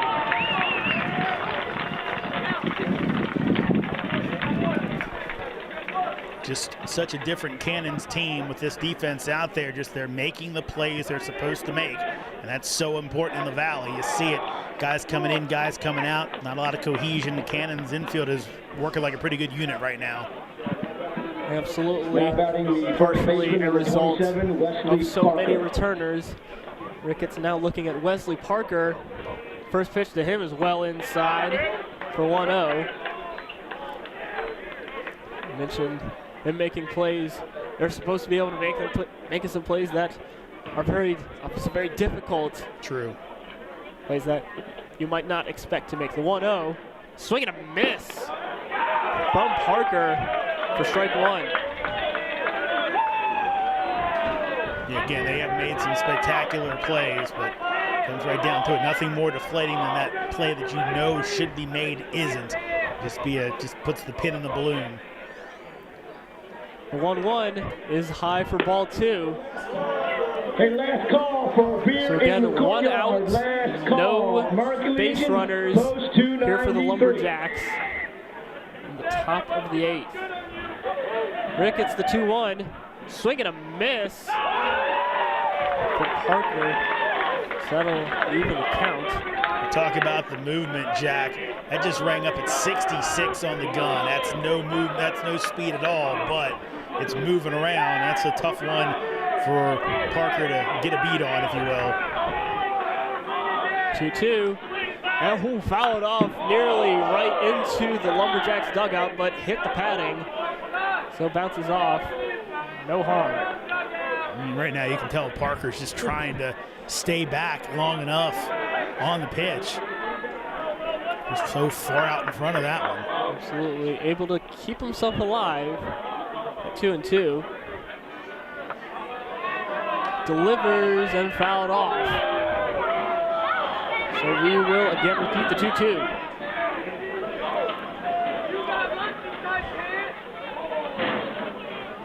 Looks like a little chatter going back and forth between the two dugouts now.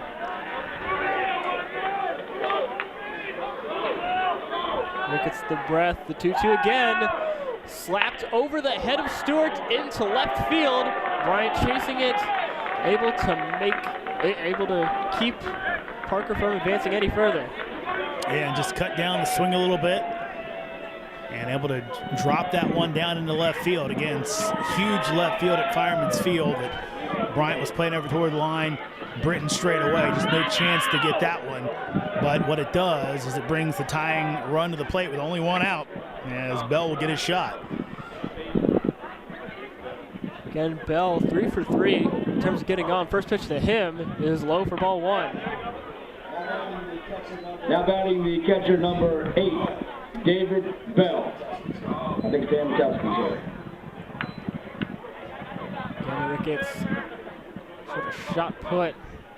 Posey is for every pitch. The 1-0 is on the low part of the zone for strike 1.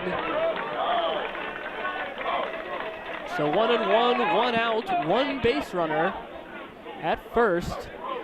Parker taking slight lead off of first. Ricketts delivers to Bell, slapped into center field, and diving play nearly made by Brinton, but drops through, and Parker looks at going to third, but thinks better of it, stays at second. That's another tough one. Brinton playing back deep, just kind of didn't come off the bat as hard as you thought and tried to make the sliding catch. Luckily for Mikey, it didn't have the line drive trajectory, could have got way by him. Instead was close enough where he could gather it and get it back in, and looks like we're gonna have a pinch runner on base now. Number 13, Roland Quevedo. Yep, got the pinch runner. That's Roland Quevedo. Oh, excuse me, no, that's bottom of the lineup batter, excuse me. Still looking to identify the pinch runner. First pitch to Noriega. Slap to first. Guida able to make a play on it. Gives it over to Ricketts and able to make the play on first. Oh, nope. No, he didn't get there in time. Excuse me, I believe he originally had the motion from Dwight Godwin to ring him out, but nope, he is called safe. So that'll be Jorge Zavala of Texas, Rio Grande Valley, originally from Weslaco, Texas. From Texas, Is our pinch runner. Valley. So bases are now loaded with 1 out for Will Ricketts. Break in the action. It looks like the Cannons A reminder for your upcoming will have a meeting here. Steve Ridings coming out. Torres, whole Cannons infield, talking to Ricketts. As they welcome in the new It's a tough one because the last two balls weren't hit all that hard. Were somewhat playable, but Britton just couldn't get there. Missed it by about a step of making the catch. And there with Guida, I couldn't tell because I wasn't looking at the pitcher. I was looking at Ryan. Made the diving stop, but he was so far away from the bag, he had to rely on the pitcher to cover the base. And I don't know if Ricketts was late getting over there or just not fleet of foot, but was beaten out down the line by Quevedo. And now the Cannons in a spot right here. They'll leave Ricketts on. Bases loaded with 1 out. 2-run lead, and the top of the lineup back up from Pavlicek. Pavlicek grounding into a double play. So Ricketts will now batting the left fielder, number 9, Michael look for a Pavlicek. similar result here. So now going lefty on lefty. Bases loaded, 1 out. Pavelchek swings at the first pitch, and Brinton will get under it. Is it enough distance to bring in a run? Yes, it is. So that'll be Jorge Zavala making his way to home plate. Cannons now lead only by 1, 6-5. Runners on second and first. So all things considered, probably the best case scenario when you're talking about the second best batting average guy in the league. And he swings at the first pitch and sacrifice fly. You have a chance now if you're Ricketts to get out of the inning with the lead, and you got to feel good about that with you-know-who in the bullpen. Kendry Noriega to the plate. First pitch thrown at him is on the outside part of the zone for strike 1. Again, scoreboard reading that as 66 miles an hour.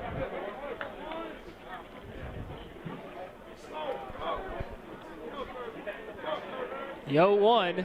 Swing and a miss from Noriega. So getting down in the count, 0-2 early. Can imagine Ricketts might be a frustrating guy to pitch against.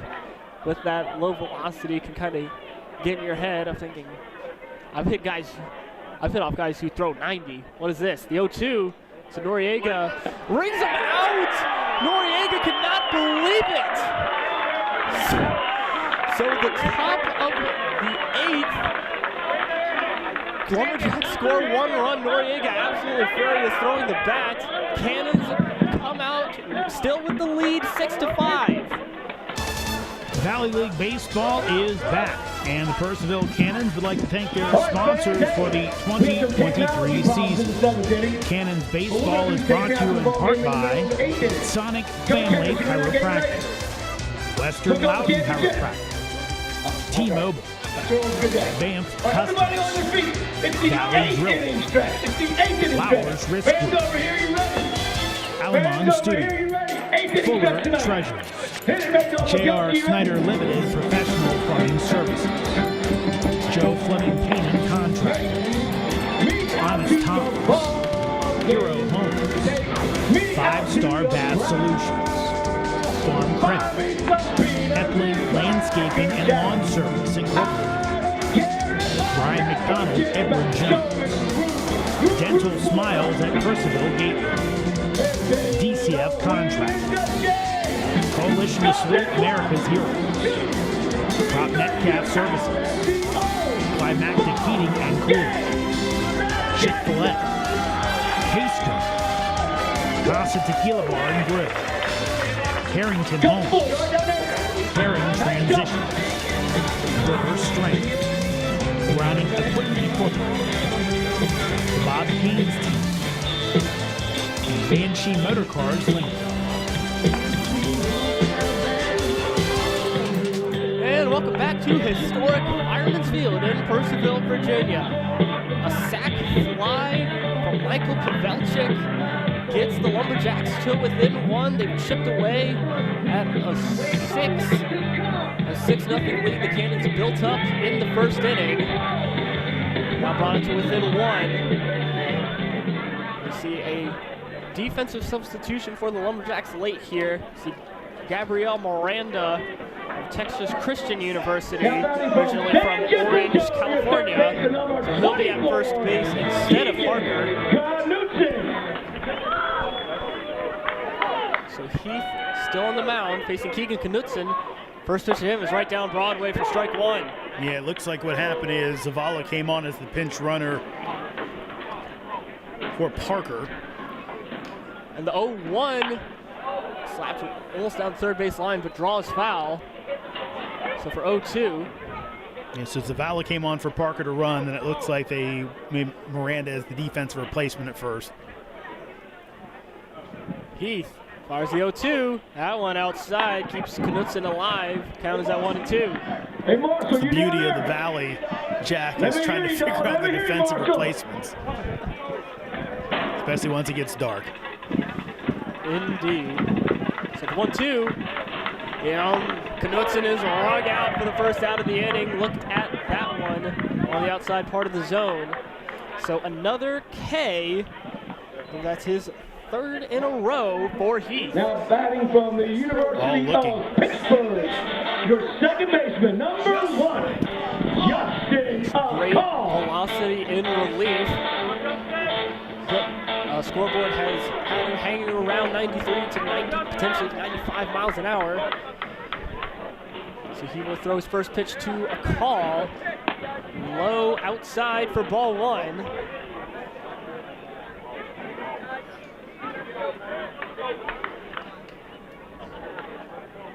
The 1-0 slapped well foul. Goes into the netting. So count is even at 1.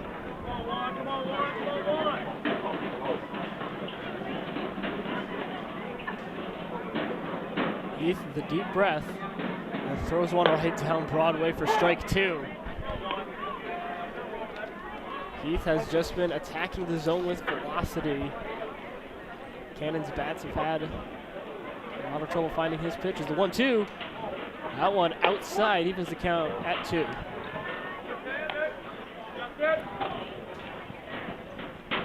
So 1 out already here in the bottom of the 8th. The 2-2, swing and a miss from a call, another K. That one swinging for Heath. 6th strikeout for Heath so far tonight. He's only faced 9 batters so far. Your center fielder, number 11. So Brinton so far having a good night. 3 for 3 in terms of getting on base, 2 walks and a hit. Let's see how he faces down the lawnmower. That is Heath. First pitch to him, swing and a miss. For 0-1.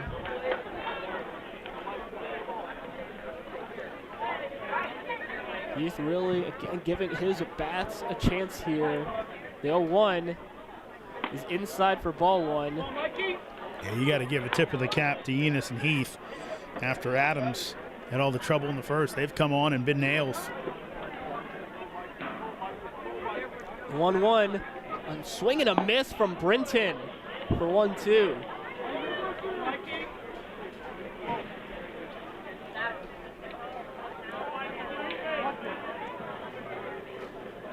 So Heath, the 1-2, slapped into left field.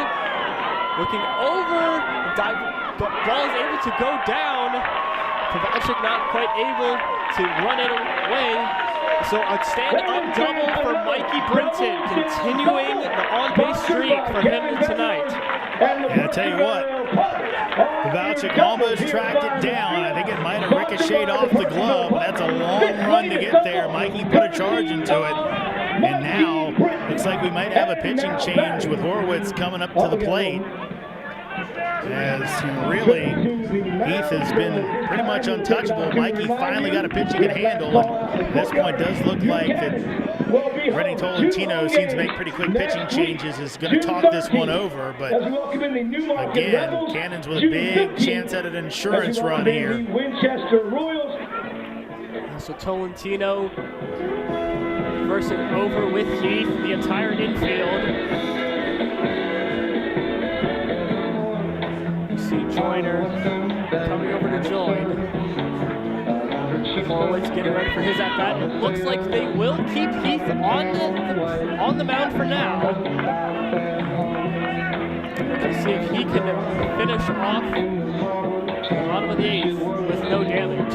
Well, Big Bear had the hit of the game so far. That 3-run double back in the first. Has a chance for one right here. Heath gets the sign.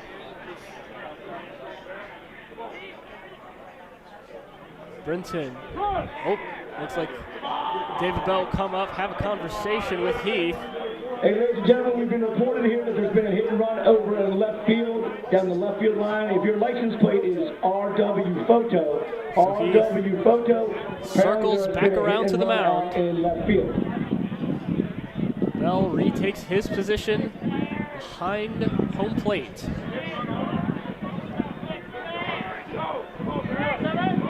Looking at Brinton on second, taking a big lead. First pitch to Horowitz.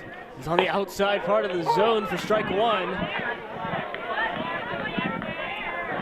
pitch clocking in according to the scoreboard, 95 miles an hour. The 0-1, that one low, Bell able to handle it, 1-1. Yeah, scoreboard not keeping up right now.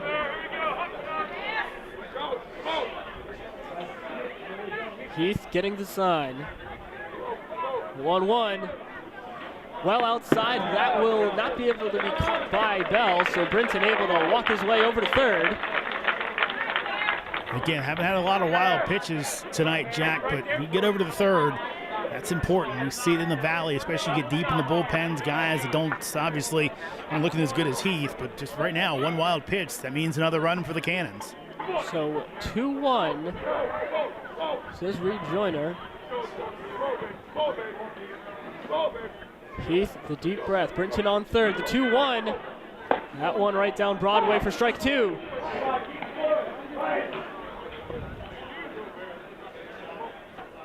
Horowitz has had the strikeout bugaboo. Get him again twice tonight. 2-2, 2 outs. Fouled off, so we will repeat that 2-2 pitch.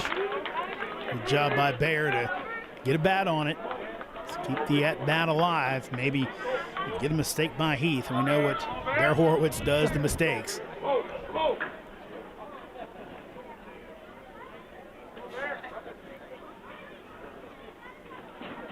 So Heath fires the 2-2. That one low will run the count full.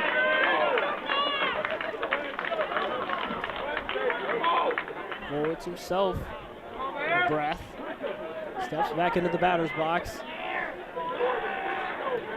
Brinton getting ready to run home. The payoff pitch, slapped hard, that will be gone. A 2-run homer for Bear Horowitz, his second of the season. Cannons now lead 8-5. Big Bear comes up big right there. Again, we talk about it. Jack, you're from this area too. You know about Fireman's Field. If you're a right-hander and hit the other way, you can put a ball out of here. And he put a ball way out of here to right center field to give the Cannons two big insurance runs. Payoff pitch, absolutely crushed. So Jose Torres coming up to the plate with bases clear.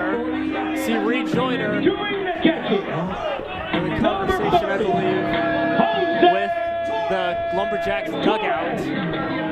And right now, the guys in the dugout are saying, look, the Purcellville guys have been outside the dugout the entire time. Why are you telling us to get back in? And now Rejoiner is going to tell all the Cannons to get back in the dugout. And Brett Fuller will tell his guys who, I think the issue becomes late in the game, guys come down for the bullpen, and there's just not that much space in that dugout. Absolutely, so bases clear, 2 outs for Jose Torres. First pitch to him is outside for ball 1. Now Brett Fuller is going to have to get on his guys who literally are just milling around still, not getting in the dugout. The 1-0. It's not tied but fouled off. So count is now even at 1-1. I think a couple are going to head down to the bullpen, just there's no space to watch the game.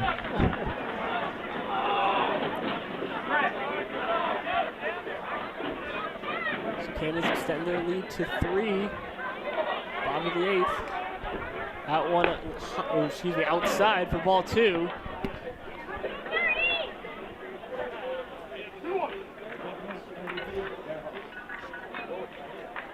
Heath, the deep breath. A swing and a miss from Torres, evens the count at 2. So 2-2 with 2 outs. Heath looking to end a disaster inning. His pitch, fired off, fouled, and definitely no Lumberjacks fielders able to make a play on that one. That one hits into the stand. Again, faithful here in Purcellville, pouncing on that one. If you're a kid, you don't have to go running around the outside. You can stay in your seat almost and get that one. So we will repeat the 2-2. Torres able to keep himself alive. Fires. And again, fouled off. That one hits the netting. We got some midnight bail bonds in the front row. What's up, Majelski? A couple of no's before Heath gets the pitch he likes. The 2-2. That one low, Torres. A little mini dance. As Joyner calls it a ball for 3-2.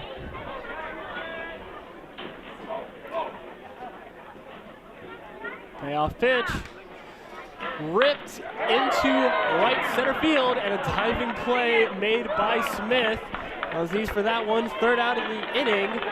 So after 8 complete, Cannons lead 8-5. Valley League Baseball is back, and the Purcellville Cannons would like to thank their sponsors for the 2023 season.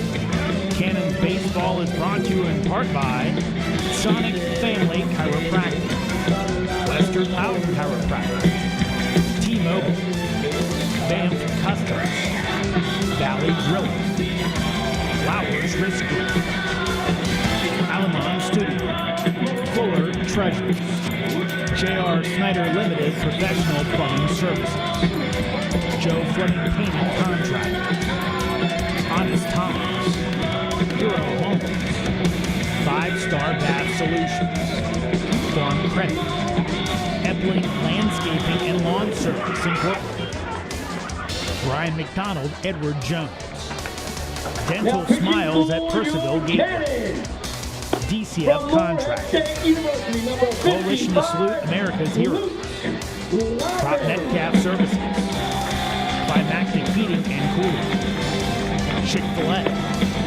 Casco, Casa Tequila Bar and Grill, Harrington Homes, Herring Transitions, Burr Strength, Browning Equipment Incorporated, the Bob Haynes Team, and Banshee Motor Cars Limited. And welcome back to historic Fireman's Field in Purcellville, Virginia. Well, I've had some time now for the climactic 9th inning. Here's the Sirius XM extraordinaire, Jeremy Huber. Thank you much, Jack. Luke Lyman on to hopefully finish this one off for the Cannons, and he has some insurance off the big Bear Horowitz 2-run homer. Lyman's made 2 appearances so far this year, as he is currently pitching to a 0.00 ERA. Got a win as well, that in his first outing against the Cavaliers from Culpeper. Pitched 1 and a third inning, and that one struck out all 4 batters he faced. In the very next night against Waynesboro, pitched 2/3 of an inning, allowed a hit, struck out 1, faced 3 batters, did not allow a run. He's from Berryville, Virginia, 6'4", 220, freshman out of Morehead State University. Played last year for the Winchester Royals before coming over to the Cannons for the playoff run. So Lyman will look to finish this one off as he'll face 3, 4, and 5, William Smith and Martinelich, as the Cannons look to run their record to 8-1 on the season, with already in first place with a 2-game lead, looking to stay that way after tonight. Lyman working out of the stretch with a light blue glove. He delivers. That pitch is low for ball 1. Elsewhere in the Valley tonight, Strasburg already a winner over Waynesboro 10-0 in 8 innings via the 10-run rule. Front Royal up on Charlottesville 8-3, 1-0. That'll miss outside for ball 2. That one in the 7th in Front Royal. Winchester up on Woodstock 9-7 in the bottom of the 6th. Stanton leads Harrisonburg 3-1 top of the 8th. Culpeper routing Newmarket 12-0 in the 7th. 2-0. That will miss high, so count goes 3-0.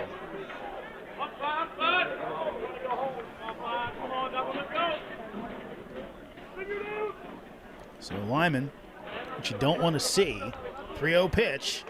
That is in there for strike one, as actually I think. Yeah, that is still Braunschweig. Yeah, that's right. Out there almost threw his bat to walk over to first. So Braunschweig on, and he fouls it off, so strike two. I apologize, folks. Wasn't looking at my book correctly. On for Nicholas Williams. So Braunschweig now with a 3-2 count after going up 3-0. Let's see if Lyman can put him away. Luke comes set and delivers. That is in there for strike three, as Braunschweig now giving an earful to home plate umpire Reed Joyner, who rings him up, and now he's going to be thrown out of the game. As to the cheers of the Cannons fans. So that will likely mean a suspension of a game for Braunschweig. And now coming in, Rennie Tolentino having a stern conversation but controlled with Reed Joyner.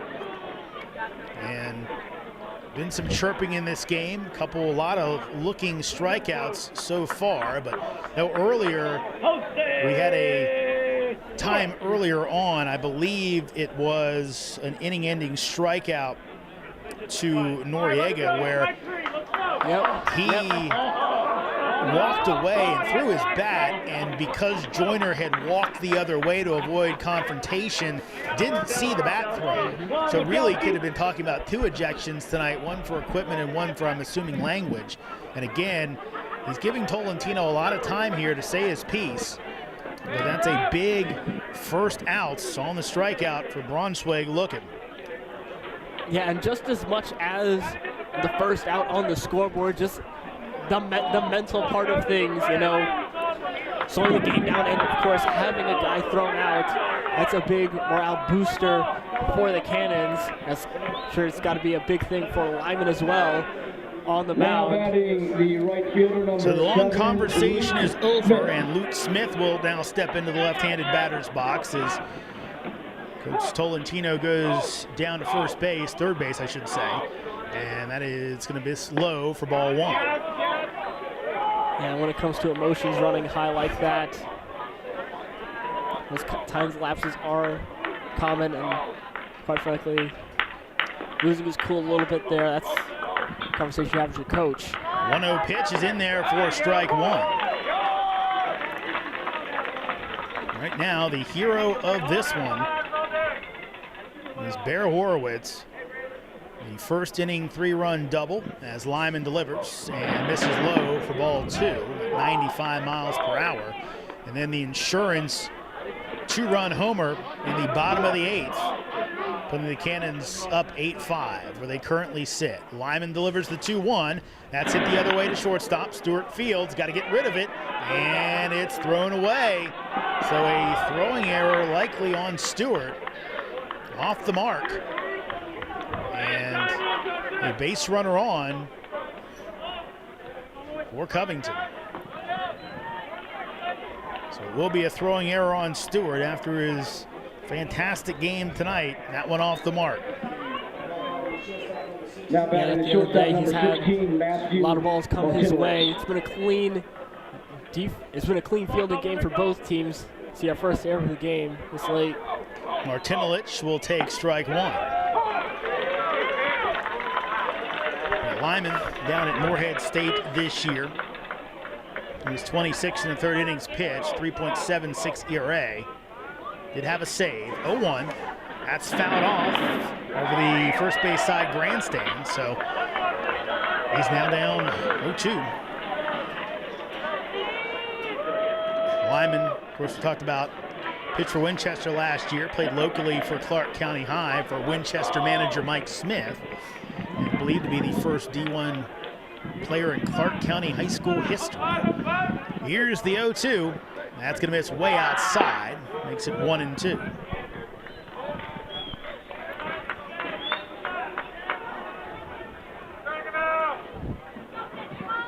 Lyman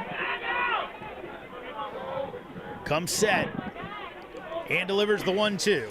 That'll be sawed off, broken back. Guida coming in, and he will make the catch in front of the dugout for the second out of the inning. Also, Plano fans are absolutely going to love Guida. Of course, a veteran of the Cannons, a fan favorite as well. Just shattered that bat. Didn't really go all that high in the air, but Guida had to hustle over, then kind of get his steps down short and choppy. Now batting, Stay under control and make that catch right in front of that dugout railing. So Covington down to their last outs as Trent Turner takes the ball from Luke Lyman. Turner so far tonight is 0 for 4. Pair of ground downs to short, flew out to left, and popped out to second base. Here's your 1-0. That misses high, going to get by Torres. Throw goes down, and as the call has to come off the bag and grab it, and that will run Smith into scoring position. And difficult spot to be in for Torres. Almost got some good contact on it, not able to fully get the glove on it. Lyman comes set, delivers the 2-0. Swing and a miss for strike 1. You see the motion of the glove from Torres. Saying, good one, young fella. 2-1. That'll miss high and outside for a ball, so count will go 3-1. Lyman, what he does not want to do is allow the tying run to come to the plate. This point would likely be Miranda. Could be a pinch hitter. Swing and a miss for strike 2 as Lyman hits 94 on the gun. Lyman here doing an excellent job working his way out of holes in the count. Cannons fans on their edge of their seat. Lyman delivers the 3-2. Swing and a miss. Strike 3, and that is your ball game. Purcellville moves to 8-1 on the season with an 8-5 win over the Covington Lumberjacks. Totals in this one, Purcellville 8 runs on 9 hits and 1 error. Covington 5 runs on 12 hits and no errors.